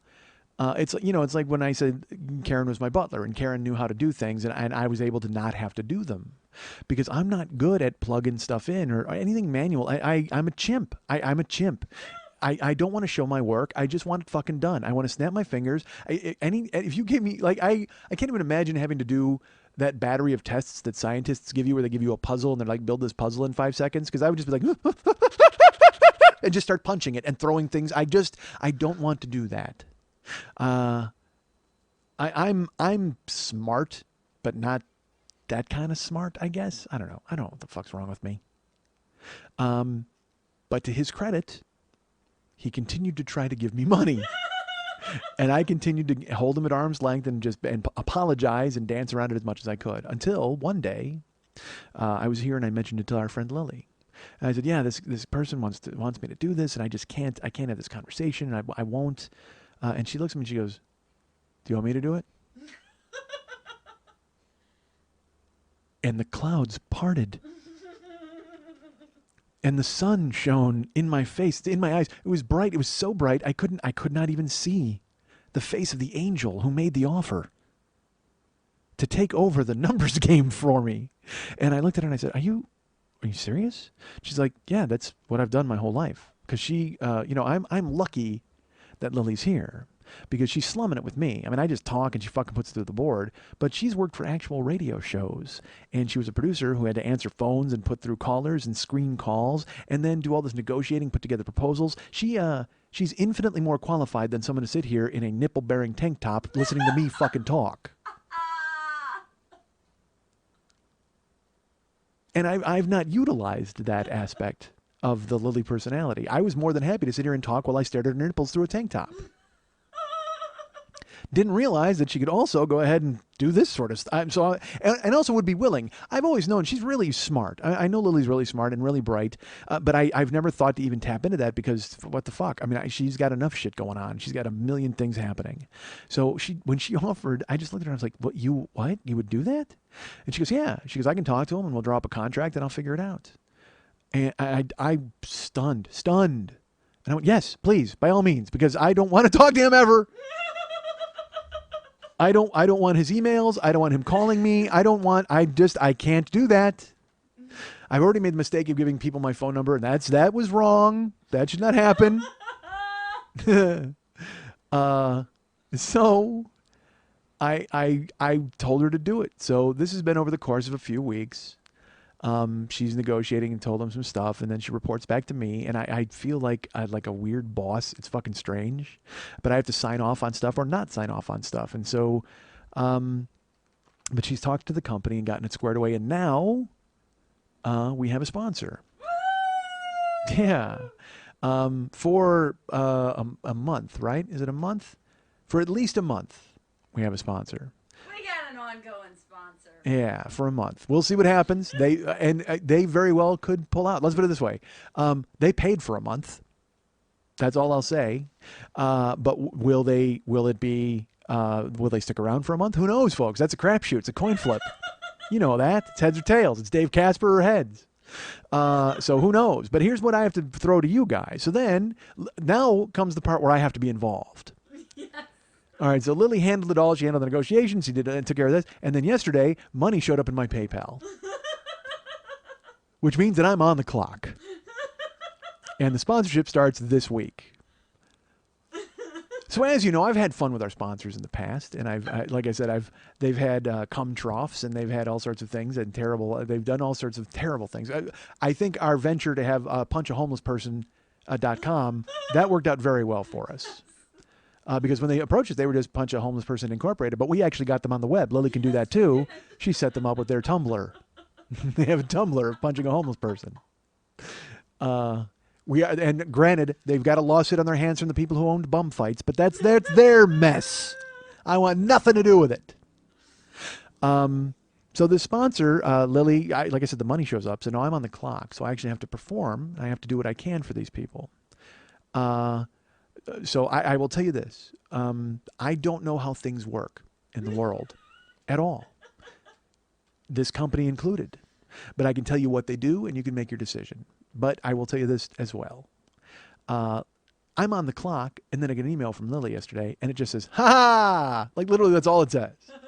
And I open it up, and it's the copy that I'm supposed to read to you folks. It's a commercial for our sponsor. And I need to know from you guys, because I'm going to do it today, and I'm going to do it justice. I'm going to try. I'm still trying to figure out. I almost threw this up on Facebook for a vote. All right. That always ends well. Of course it does. You suck, Mike. That was not a choice, sir. Trust me, that's always in play. We know that. We're asking for very specific answers at this point. Because I don't know whether to do this copy. Because, like again, sponsors in the past have been very friendly. And they've approached me, and they're very nice, and they love the show. And so they just said, be you. And just don't even worry about it. Well, this is an actual company. So I don't know if they want me talking about how they sell horse cocks, frozen horse cocks in Germany. I have no idea. Because that's a sideline they don't want to bring to the American shores. I mean, look, in Germany, they like horse cock. That's it. But over here, this company does not dabble. So I don't know if they want me to be that guy. Like, they didn't specify. They sort of did. Because I tell you, all right, I will tell you this. I did give Lily some direction throughout the whole thing. And I told her, make sure they know I control all the content of the show. They don't get to tell me what to say. They don't get to tell me what to do. They need to know that I will control the narrative at all times. I will do their product justice, and I will make sure to get their bullet points out. But it may be riddled with more of my bullet points. And she sent that to them, and they were on board with it. They said, we want Mike to be Mike and do his thing, because I guess people there have listened to the show against their better judgment. Or maybe you know what? Maybe the head of marketing listened, and then he brought like a snippet of it, like a really nice snippet. He probably played the show the week after Karen left. He's like, look at this guy. He's in a vulnerable point. Let's throw him some cash. So I don't. So I told them that I will control what I say at all times, and they were amenable to that. So Lily sends me this email, just says, "Ha ha ha," and it's the copy that the company wants me to read on the air. And my favorite part was the guy from marketing wrote, "Hey, I read this out loud." And for me, it was like an hour, not an hour, might as well have been. It was 1 minute and 48 seconds or whatever it was. And he goes, but I know Mike is a little quicker than me. And I'm like, oh, really? Guy who works in marketing? You think a professional broadcaster could spit it out a little faster than you? Particularly one who's fucking amped out of his mind all the goddamn time? And by the way, if you don't think it's fucking ridiculous that I just called myself a professional broadcaster, I don't know what to tell you. I'm fishing for sponsors and apologizing to them before I even give off their fucking name. I just mentioned them selling frozen horse cocks in Germany, and I'm sitting in a stripper's kitchen staring at her tits. Yeah, I'm professional. There's no way that Pearl Jam girl's going to go out with me now. God damn it. What if she wrote and she's like, you know what? I actually like horse cocks. It's seeing the show, seeing one or the other. I thought I could see both, but just then I'm just handcuffed to that chick. Fuck. All right, so. But yet, what if I hit it off with her? And what if the two of us decide to follow Pearl Jam all over the United States? We steal Side Splitter's fucking RV and we take off. We follow him all over the goddamn joint. All right. So this dude sends copy. All right. This company sends me this copy I'm supposed to read. And I look at it and Lily's just like, ha, have fun. And I looked at it and I didn't, you know, I don't have a boss. I didn't get into podcasting to have a boss.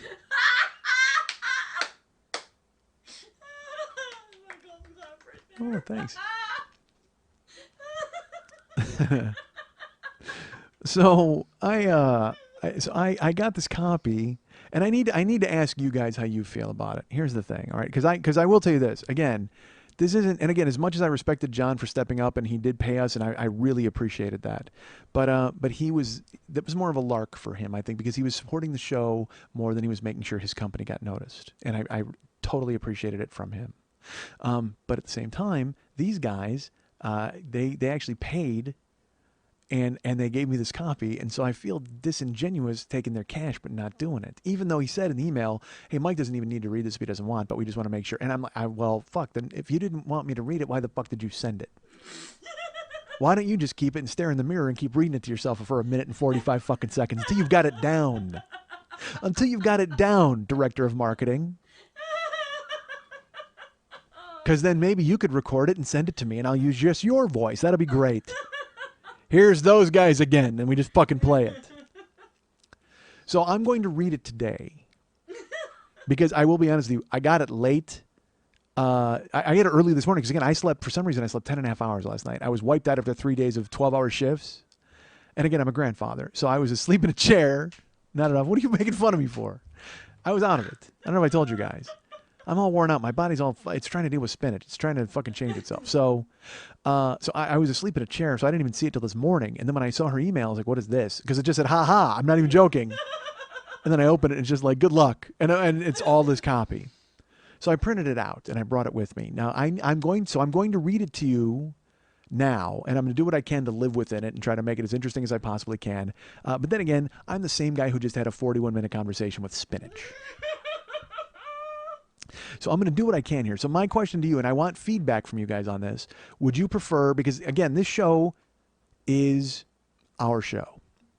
I do it, but I do it for you. And the only reason I get to do it is because you are listening, you are downloading, you are buying things, you are donating, you are supporting. So a sponsor is great, and I appreciate the money that he's given to the show, but his money does not equal your time on the value scale. I will do everything I can to do justice to this product, but I want to make sure you guys are in a comfortable place with it, because I want you to know about this company, because again, they like me. So you know what? You like me, I like you. That's all. That's how it works. You know how that works. So I'm going to read the copy to you, and I want you to vote. I want you to tell me, would you prefer that I did it within the narrative of the show going forward, or would you prefer I recorded it as a drop and we had it in the show? Because I know Mark opens the show with his, hey, what the Fennelers, here's the story about Co-op coffee or whatever the fuck, and it's just, hey, buy this shit. And essentially that's what it all comes down to. Everything is buy this shit, buy this right now. Because they are people who are letting us do what we want to do. They are the people who make it possible. And look, I don't have Coke, I don't have TiVo, I don't have those people, but I do have people who care, and people who like the show, and people who are willing to step up with their dollars and prove it. And I will tell you this, you guys all do that, which is great, and I appreciate it very much. So the last thing I want you to think is that I'm choosing someone over you. I'm serious. I don't, because I mean, this show is It was an organic thing. I was lucky enough to have a built-in audience from Never Not Funny. Even after a year off, people came and listened. And then it's just grown exponentially. And I do appreciate that. And I don't ever want to betray that because you guys have trusted me to be that guy. And I don't want to come in here and just fucking all of a sudden, hey, hold on a second. Time to put on my corporate hat, folks. And let me tell you this about this. Nobody fucking wants that. You want me to be who I am, and that's fine. So I will do what I can right now. But if you want me to have fun with it every week, I'm happy to do that. And I by the way, I will give weight also to how the director of marketing feels when he no doubt writes me tomorrow to tell me what he thinks. He'll be writing me. Hey, he's gonna write you, which is good because I don't want to fucking talk to that guy at all. So I'm going to read this copy to you from this lovely company that has stepped up and decided to support the 40-Year-Old Boy podcast and all of its affiliates. And brace yourselves, folks. Settle in for the next 9 minutes. Really? Well, look, if the director of marketing who wrote it could get it out in 1 minute and 45 seconds, I can't possibly hope to achieve that. I'm new to this. I'm going to have to try to make my way all through this. And look, it's like I'm cold calling you. You know what? Let's pretend that. I'm Mike Schmidt, telemarketer. So as you sit there now and you eat your spinach and corn, don't ever eat both of them because I don't know what the fuck will come out of you at that point. You know what? Actually, green and yellow, you might just shit a Christmas sweater. That might happen.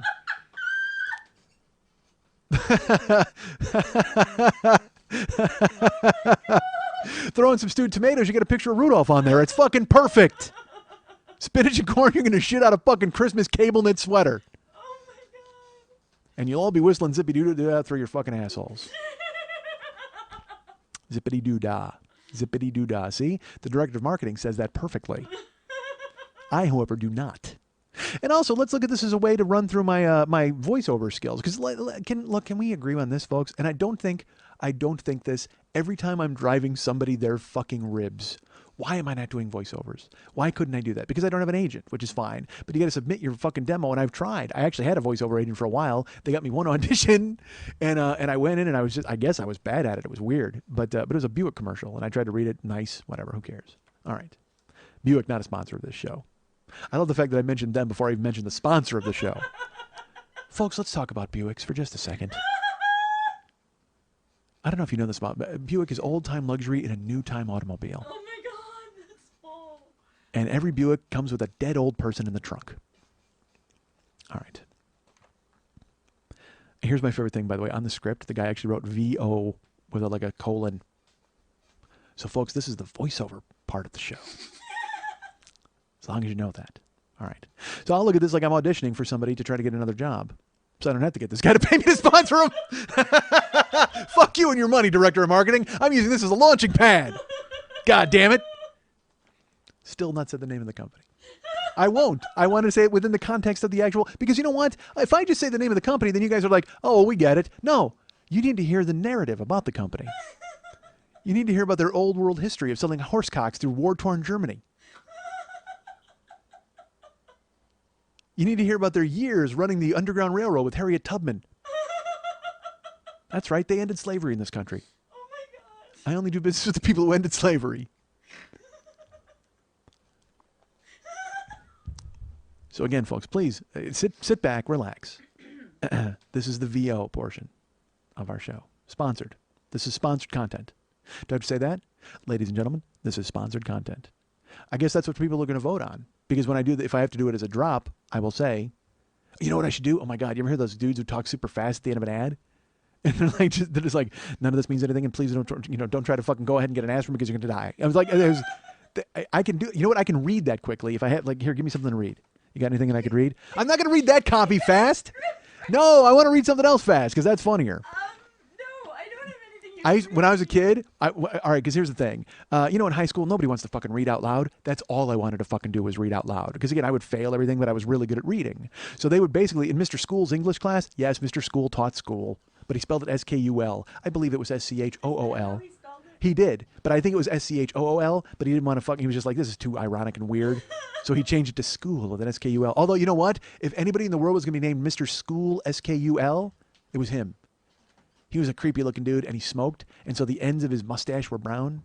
Like he had a gray mustache, but but he let it grow too long. I'm totally like a groomer. Like I need to trim everything. So I'm like, I am very conscious because I run into people all the time who have like nose hair, and I'm like, what the fuck is wrong with you? Like I'm outraged by it. Don't you own a fucking mirror? Can't you see that you have fucking nose hair and ear hair? Trim that shit. What the fuck is your problem? I'm gonna put your head in a goddamn pencil sharpener and make your life that much fucking better. But Mr. School had the same thing. He had like hair all over the place and just weirdness. But I would sit in class, and no matter what we were reading, whether it was poems from Robert Burns or some sort of medieval story, I would get the main part, and I wanted to read it. Or if it was just a story and not actual parts, I would just read it to the class while everybody fucked around. Let me be very, very clear about this.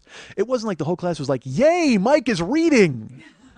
The whole class was like, thank God Mike is reading. We can do whatever the fuck we want and not listen to him. Like they didn't, it's not like anybody was coming to English class like, oh my God, I can't wait till Mike reads Chaucer. Nobody fucking cares.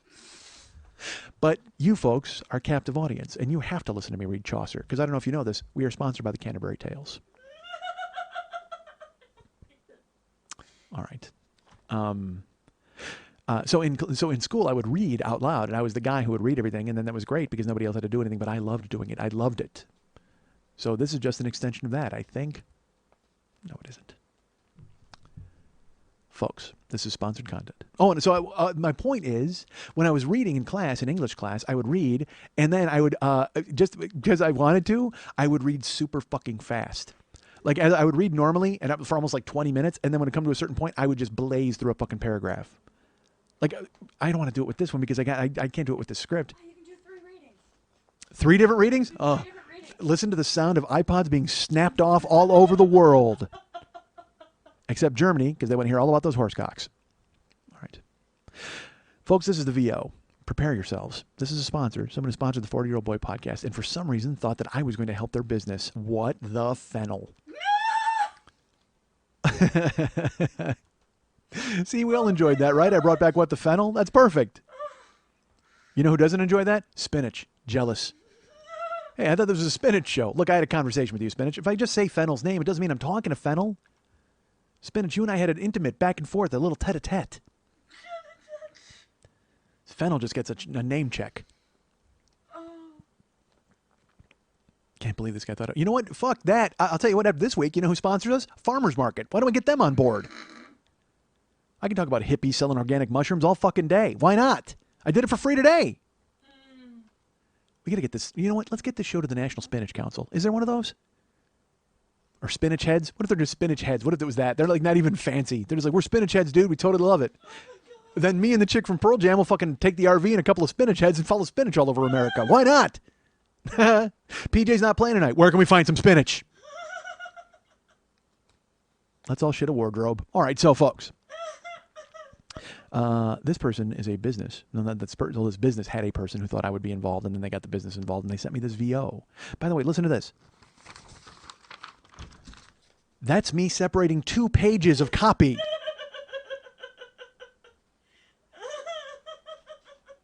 Brace yourselves.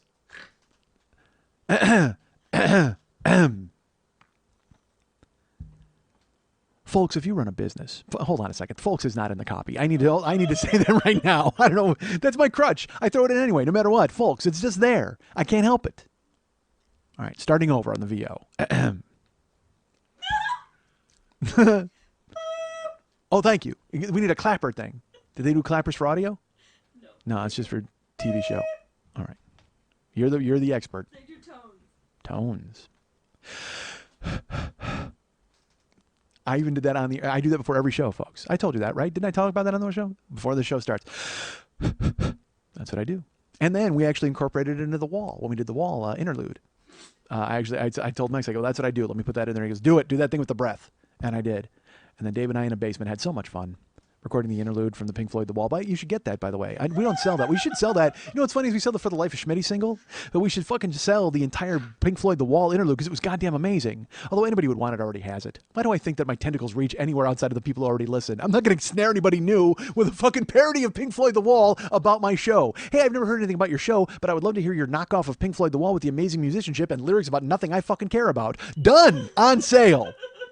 Because I need the money. Case in point. 2 pages of copy to read. Lily contacted me and she's like, hey, what do you think we should charge these guys? I said $1,000 a show. She said, we're probably going to have to come down from that. I said, see, this is why I'm not running the negotiation. I come off right off the top, $1,000 a show, done. And I didn't even give either way. Because you know what, $1,000 show, look what that buys you, folks. Look what that buys you. Then I don't mind this. 2 pages of copy. That's that's $1,000 script right there. Well, not really, because he wrote it. If I'd have written it, it's $1,000 script. Fuck, if he asks me to write the goddamn copy, that's perfect. That's $1,000. But instead, all right. No, and I don't mean to sneeze at what we got, folks. It's great, and I appreciate it. I'm glad this company stepped up to the page. I'm glad this company stepped up and PayPal'd me and sent me my money. And I'm glad it's sitting there right now waiting to be spent. I'm so excited for that. Because I can't wait to buy Pearl Jam tickets from that chick.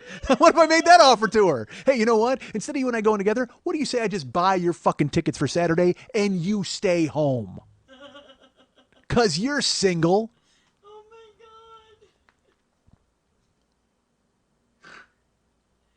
God. VO.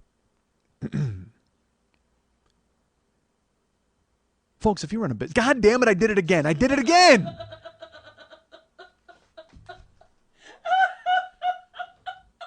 Why do I throw it in there? But this is why I don't get any, you know what? That's why I don't get any voiceover jobs. Folks, let me tell you about Buick. Get the fuck out of here. Oh, fuck. All right. Would he be mad if I threw folks in here, though? I don't think he cares. But you know what, though? That's me adding to the script. That's more cash. We got to get this guy on the line. We got to ask for some more money. Because, again, I got to get a writing fee. Because right now I'm just getting paid to talk. All I'm getting paid to do is read their minute and 45 seconds of copy. You know what I should do? I should blaze through this and have people time me. Then you write me back. I'll do that. I'll do the script, and you can time me. And if it's over a minute and 45 seconds, that's it. I'll send them money. I'll send them money, damn it. But it's 2 pages of copy. How fast was this fucking guy reading? You know what? This is the problem. I should not have let John Machida sponsor the show. Look that up. All right. You're going to time me? Oh, I don't know if I want that kind of pressure. Mother fennel. Right. VO. I like that as if it's the title of the company. What if that was the company? It's VO Incorporated. All right, so VO Amalgamated. Amalgamated VO. It's a tool and die company. Actually, isn't a VO a drink? No, V8's a drink. But isn't a VO like a Seagram's, like a whiskey? Isn't there something called a VO? There's a drink that's a VO. VO. See, I don't want to add folks because if I add folks in here, then I get a writing fee. So I have to remember not to do it.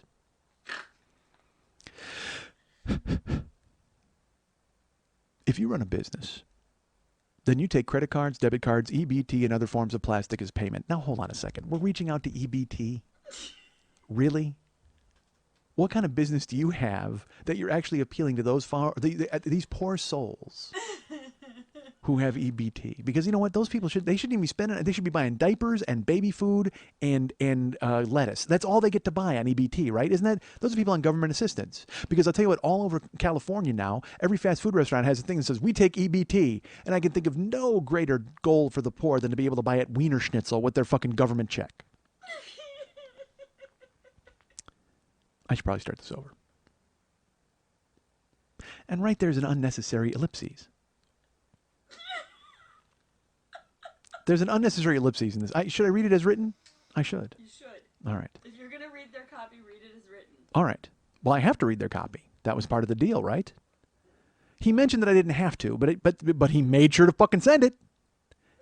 And timed himself reading it. You want to talk about this? Let's talk about that. All right, folks.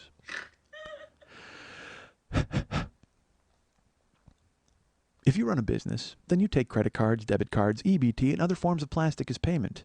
And if you do all that, you're paying somebody for the process. Why pay more than you have to?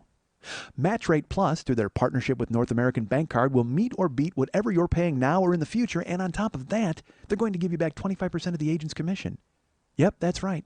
A better rate, lower fees, and cash back every month.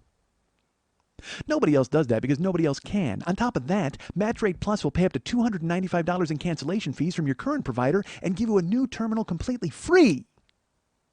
Now, variously, I could say if I wanted to, free terminal, free wireless, free POS, and online solutions. That's a parenthetical for me that I shouldn't be reading to you folks, but I thought I would include it. Just because I don't want you to be thrown later on when I read the script again and I say they could give you a new wireless completely free. And you go, whoa, hold on a second. I thought you were supposed to say terminal. As you hear, folks, I've been given options.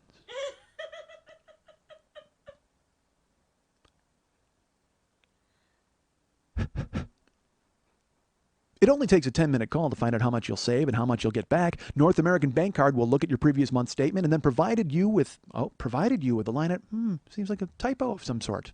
Seems like that may be misspelled. Maybe they provide me with something. I don't think they provided me with anything. Certainly they would if it was past tense. But if they're going to look at my previous month's statement, well, certainly the previous month is in the past, but that doesn't mean you would use past tense with provided. They would provide me with a line item comparison. Perhaps I should have asked for a writing fee. Let's take that paragraph over.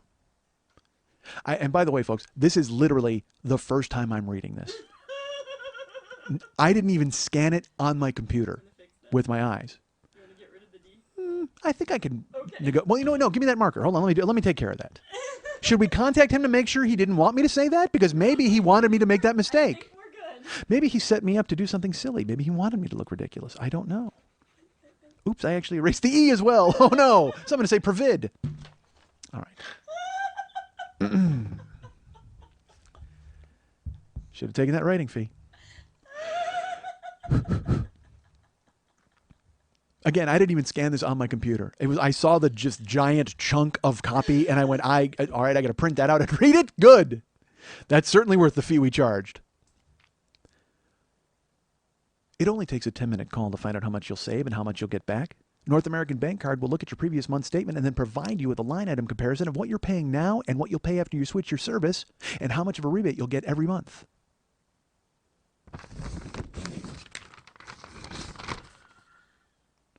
Let's go to the second page of copy. Because I personally do not think that Match Rate Plus's message has gotten through on the first page. I'm coming at you with terminals and wireless and online solutions and something about North American Bank Card. You're confused. You have no idea what's going on right now. You're just like, Match Rate Plus, I'm in. Because again, you know that I'm on board, so you want to be on board immediately, but I haven't given you enough solutions. I haven't given you enough explanations. Well, that's why the second page is here, folks. This is going to bring it all into crystal clarity. That first page is a bunch of mumbo jumbo and they misspelled provide. Second page going to be fucking crystal clear. However, on the second page, I will say that it does not say VO. So do I continue to read this part?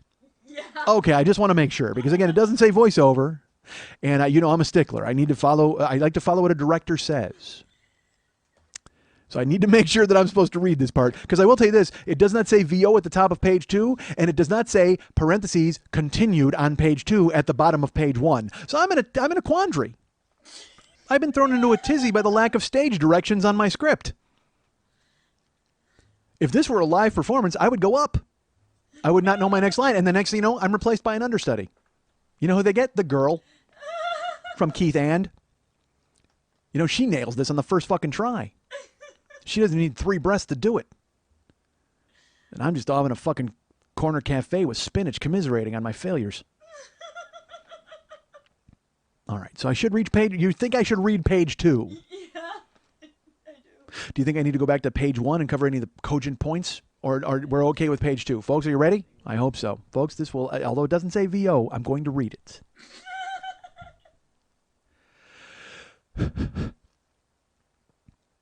And if somebody walks in with a better offer, next week, next month, or next year, just show that offer to Match Rate Plus and you'll get that rate. And you'll still get the 25% commission rebate. Really. It doesn't cost a thing to find out, and it will save you money. Go to matchrateplus.com/40YOB. That's the numbers 4 and 0, followed by the letters YOB. He actually included that in the voiceover. I'm glad he's told me the name of my own show. Then again, I figure he's just sending this out to podcasts all over the earth. Go to matchrateplus.com/earwolf. That's the numbers 4 and 0, followed by earwolf. Go to matchrateplus.com/NNF. That's the letters N, N, and F with no 40 and no YOB. Go to matchrateplus.com/whatthefennel. That's what the fennel with no number 4 or 0 followed by the letter YOB. Go to matchrateplus.com/40YOB. That's the numbers 4 and 0 followed by the letters YOB. And then fill out the form to have somebody call and answer your questions. Or if you want to talk to somebody right away, and who doesn't? I love the option. You can go and hit and run us by just leaving your name and eventually we'll bother you into perpetuity. Or you can call right away and have you tell us no.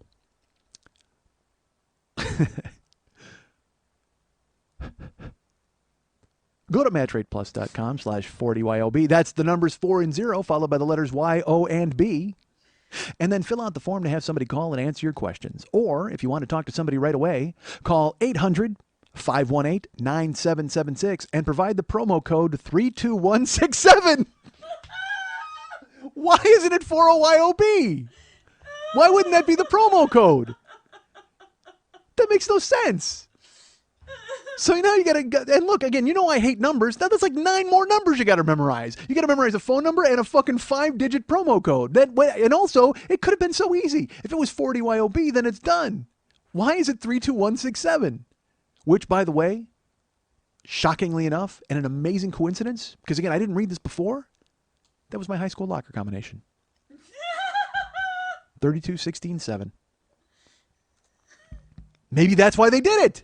Maybe they know more about me than I thought.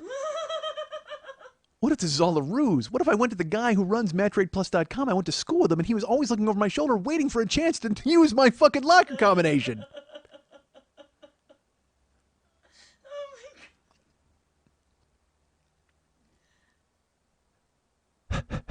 Go to matchrateplus.com/40YOB. That's the numbers 4 and 0 followed by the letters Y, O, and B. And then fill out the form to have somebody call and answer your questions. Or if you want to talk to somebody right away, call 800-518-9776 and provide the ridiculous promo code of 32167 when you're asked for it.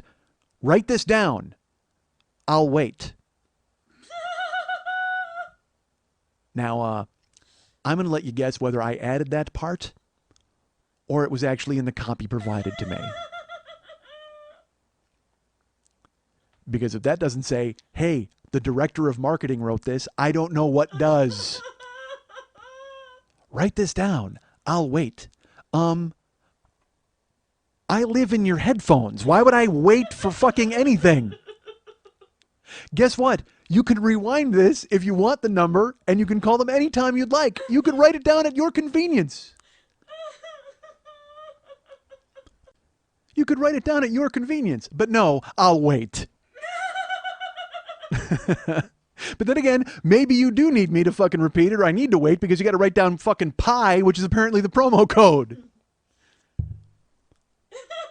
That would work. He should have just done that. I can't believe he didn't do that. It would have been much more complicated, but it would have been a lot funnier. Call 800-518-9776 and provide the promo code 3.14-159-2653-834-627-939-322-38462-862-883-278-164-062-863-809-862-803-482-534-211-706-709 when you're asked for it. Write this down. I'll wait. That's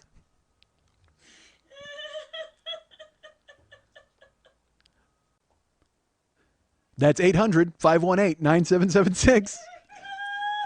And use the promo code 314-159-2653-897-932-38462-8620-899-862-803-482-534-219-706-709. Or if you're online, go to matchrateplus.com/whatthefennel. No, it's not true. Match Rate Plus. Pay less and get cash back from your merchant account every month.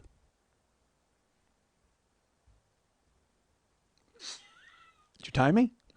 Yeah, it's about 11 and a half minutes.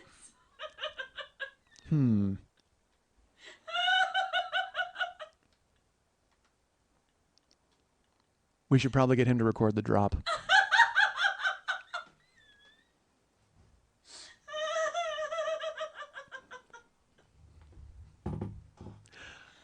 How long do you think he waited to type the angry email? He's still typing. You think he's still typing it? It's going to be that long and involved? Yeah. I love the idea of his bosses listening to this and going, this was the guy you wanted to use? Oh my. But all kidding aside, they're a great company. Oh fuck. So go to matchrateplus.com/40YOB and fill out the form, have somebody call and answer your questions. Or if you want to talk to somebody right away, call 800-518-9776 and provide the promo code 32167. That's 800-518-9776 and use the promo code 32167. But if you are online, go to matchrateplus.com/40YOB. But make sure you do it quickly, because I have a feeling my association with matchrateplus.com is going to be ended by tomorrow afternoon. In fact, you're listening to this on Thursday. I guarantee by the time you've heard this, I've already been relieved of my duties as a spokesperson for matchrateplus.com/40YOB. And let's be honest, did I really want to align myself that closely with a company who sells horse cocks in Europe? I'm not sure that I do. Look, they tried to make up for it by helping end the slave trade in America, and the fact that they were able to give Harriet Tubman millions of dollars before she passed away, good for them. Unfortunately, they buried it somewhere in the South, and it's all in the form of gold. So you go and look for Harriet Tubman's gold. They actually produced the independent feature, The Search for Harriet Tubman's Gold. You know why? Because they fucking want it back. MatchRatePlus.com/40YOB demands the return of Harriet Tubman's gold. Oh my god. And if you have any leads on where Harriet Tubman's gold can be found, call 800-518-9776 and use the promo code 32167.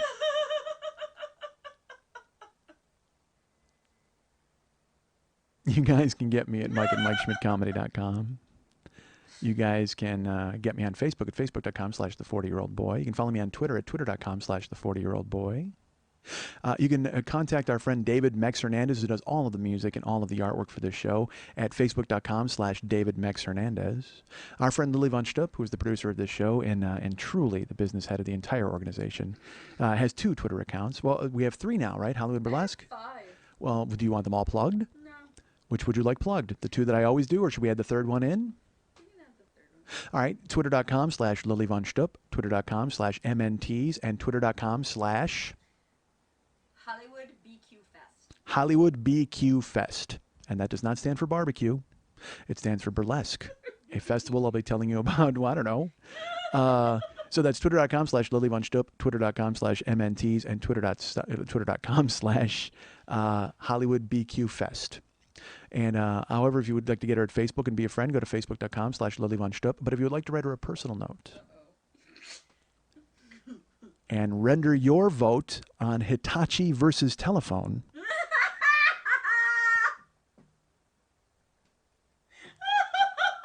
you can write her at Lily at burlesque411.com. That's Lily, Lili, at burlesque411.com.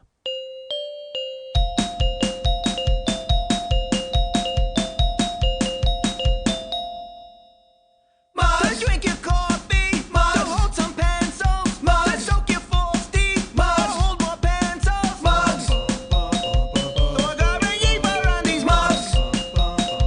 There's Rainbow Schmitty on these mugs. Go buy these wicked awesome mugs at MikeSchmidtComedy.com.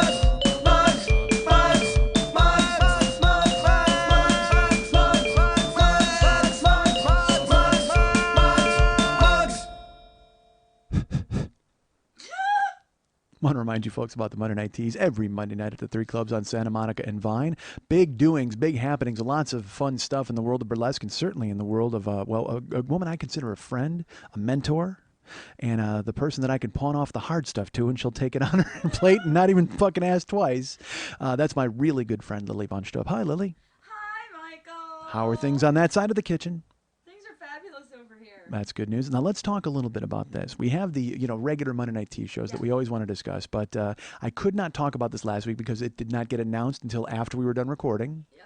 Although it would have come out Thursday, I guess I should have talked about it, but I didn't want to infringe on your big moment because it was coming out that night at 11 o'clock. It was going live because we went last week. Lily and I, after the show, we went out to eat together, and we went up at Toy for Thai food, which I didn't get on Monday. Delicious. It was very good. Although Lily eats fucking. I can't even just. It's like. Rice Krispie treats with chicken. Yeah, she eats it's dessert, but with chicken in it. It's the weirdest thing. It's mikrob, and it's just sugary noodles with. It's just not good. But that's okay. It makes her happy, and I was happy to bring her out to eat. It was exciting, and so she was all wound up because the announcement last week was going live at 11 o'clock. Her website and the announcement would be made of the Hollywood Burlesque Festival. Now, we normally have Lily plugging her show that she puts on every Monday, which is the Monday Night Teas, and that's still going on, and we'll get to that. But I want to talk about the Hollywood Burlesque Festival because this is going to consume Lily over the next few months. And I will allude to it, and I will talk about it because already tonight I am leaving early because I gave her the night off. I had made plans, but then my plans were canceled, but she went ahead and made plans. But this isn't really Burlesque Festival. This is her and a couple of dudes doing some stuff. Which is fine. And I certainly don't want to lie down in the way of that. So she's off to, do whatever she's doing. That's fine. But the Hollywood Burlesque Festival is a huge deal.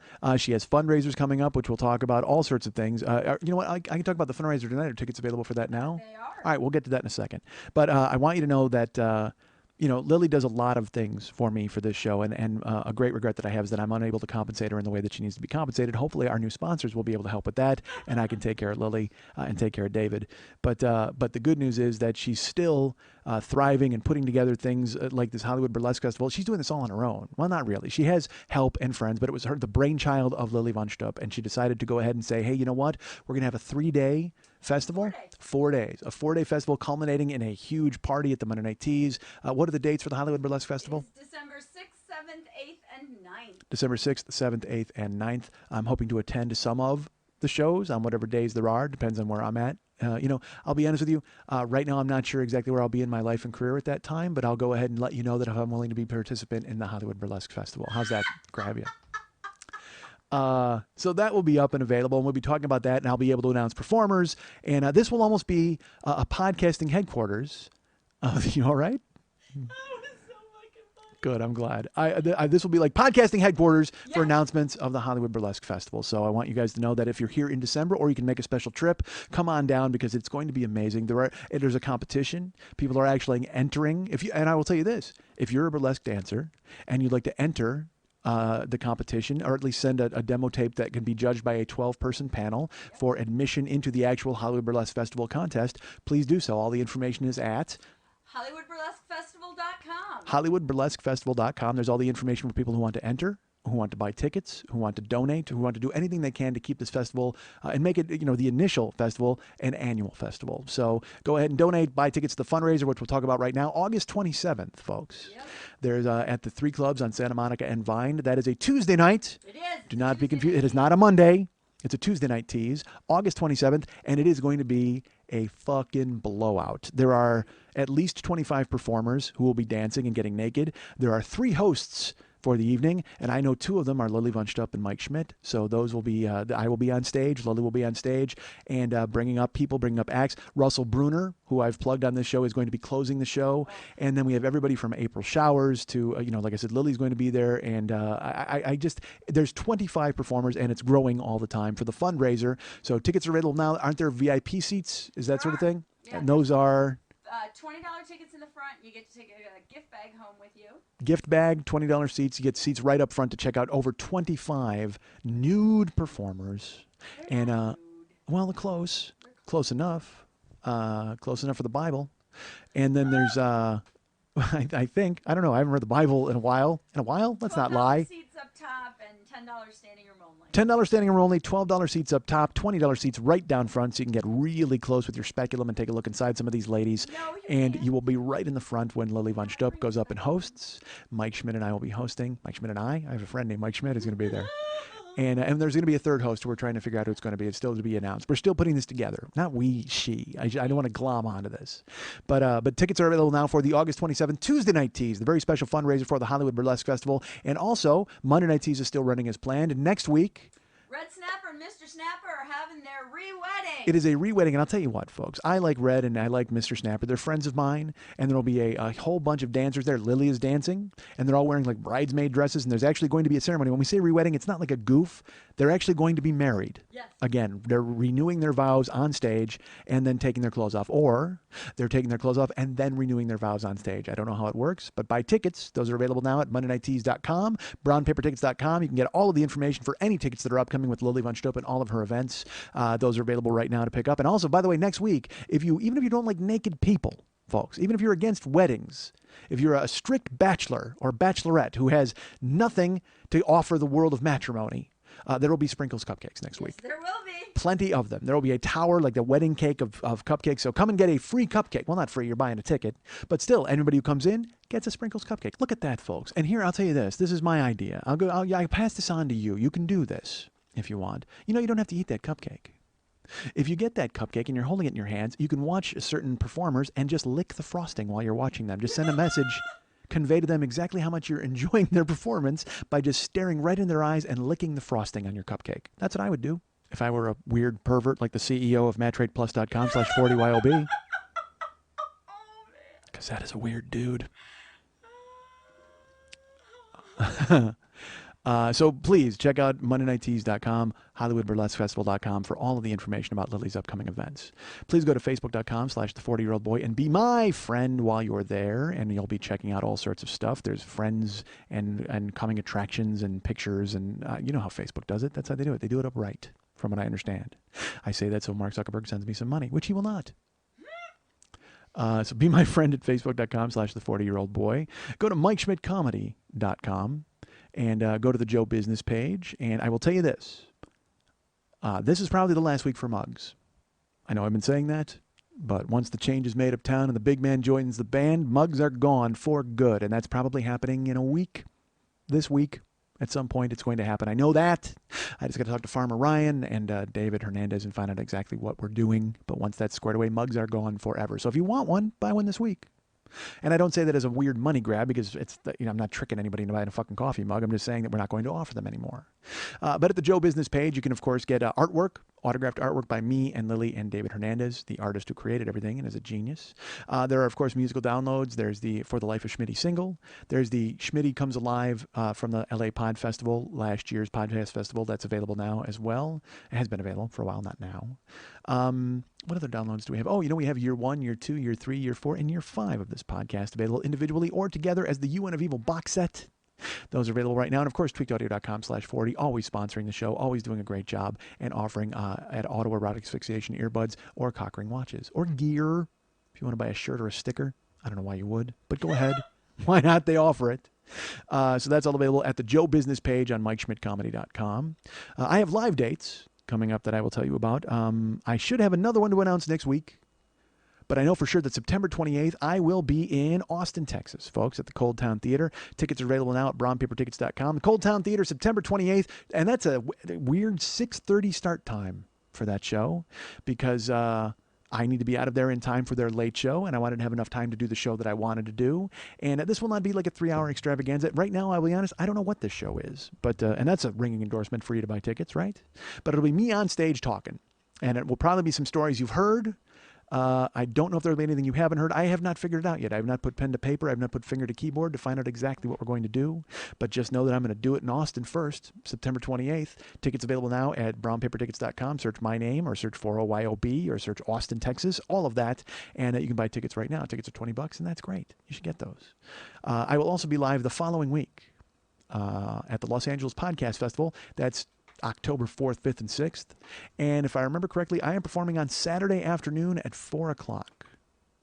I don't know if well, I will tell you this. That is subject to change because they move everything around. But right now I am penciled in for Saturday afternoon at 4 o'clock. And that's against some other shows that you may love, but I hope that you'll choose to join me. Tickets are available right now at lapodfest.com, and they will give you all the information about how to buy tickets, rent a room at the hotel, because it is a 3-day extravaganza. You don't want to just come for one. You want to buy a full-on weekend pass. And I know some people have already bought tickets, and they've already told me that they're coming to the show, so I'm excited about that because I know now that it will not just be me and Lily in a room staring at one another like it is every single Wednesday. And I don't mind making the Wednesday a Saturday. I don't mind just doing the show for Lily because she seems to enjoy it. So that's fine with me. He certainly enjoys it more than you guys, and certainly enjoys it more than the weird pervert who runs matchrateplus.com/40YLB. I can tell you that guy is not a fan.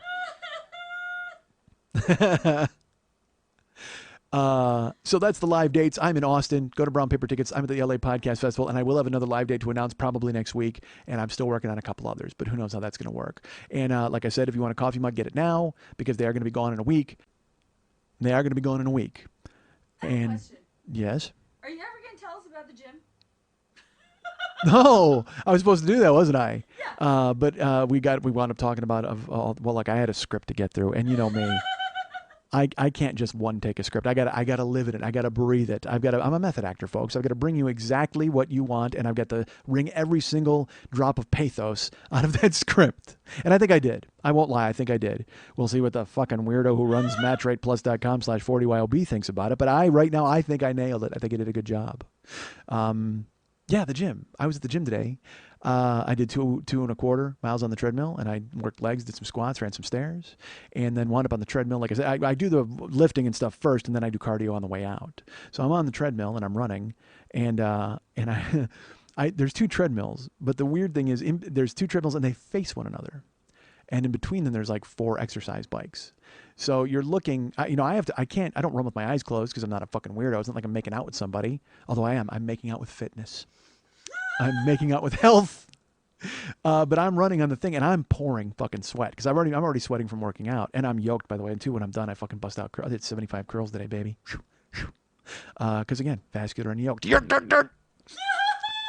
That's who I'm gonna be.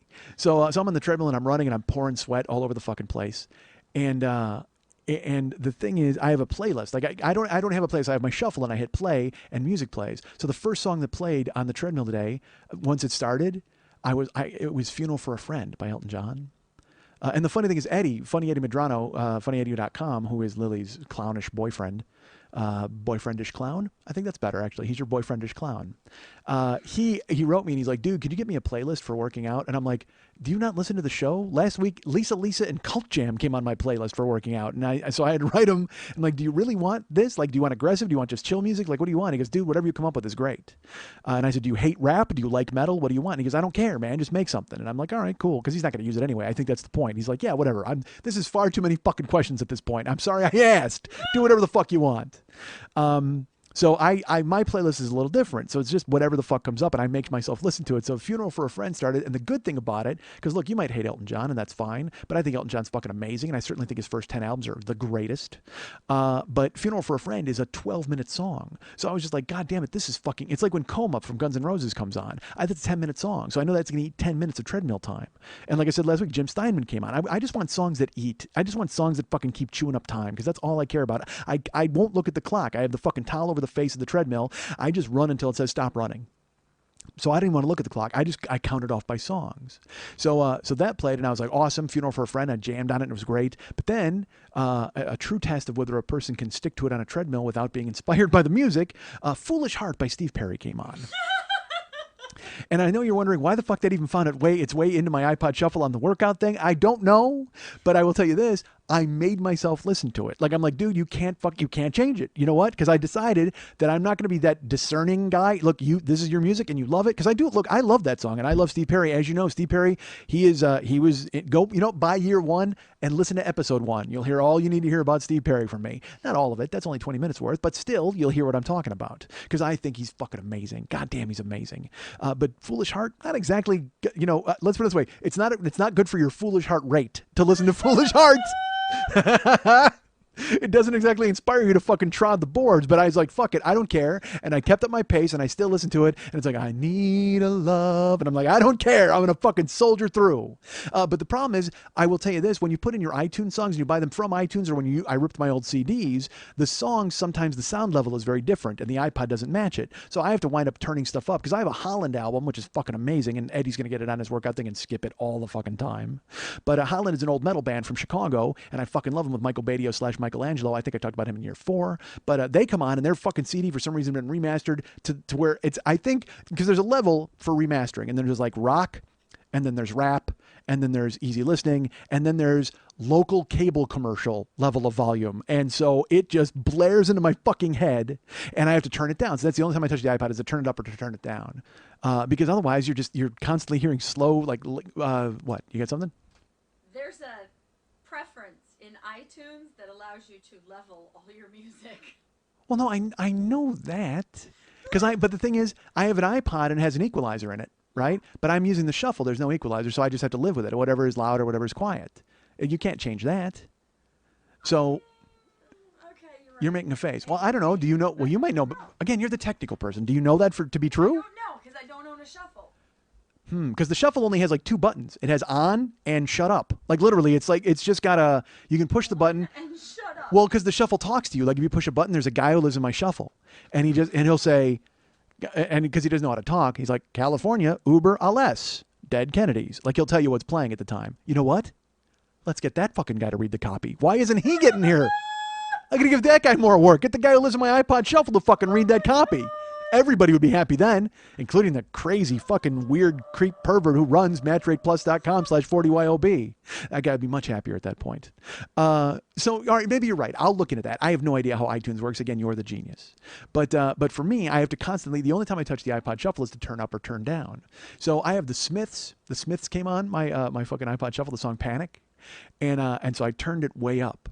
And because it's like, I like the song and I was like, oh, fuck, I'm just going to replay this. So it played and then I kept restarting it. So I played it 3 times in a row and I'm jogging and I'm listening and I'm playing it. And I think I had it too loud because when you have your music too loud, it comes out of your headphones. So when I finished my workout, I turned around and there were 50 Mexican teenagers singing, hang the DJ, hang the DJ, hang the DJ. Hang the DJ, hang the DJ, hang the DJ, hang the DJ, hang the DJ. And they were sad and they were wearing floods and their hair was perfect, every single one of them. So my point is that you should not turn Morrissey up too loud because you never know when the fucking Latin Kings will show up and burst into song. So I wasn't...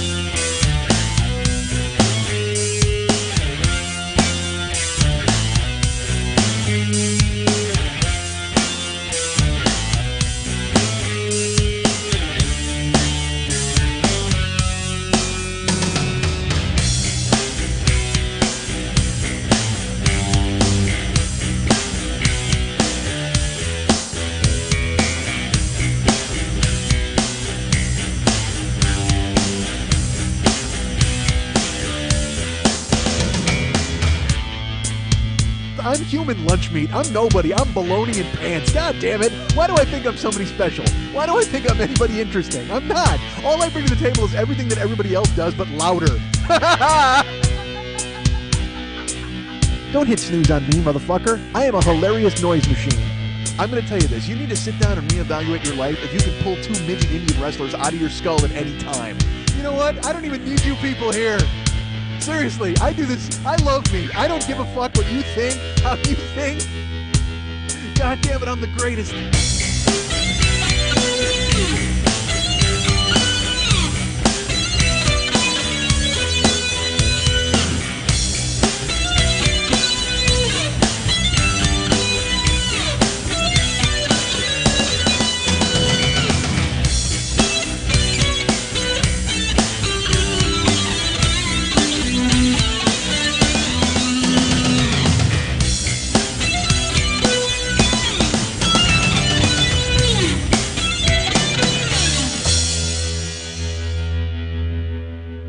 I can't go for Schmidt. No, no. No can do. No can do. No can do. No can do. No can do. No can do.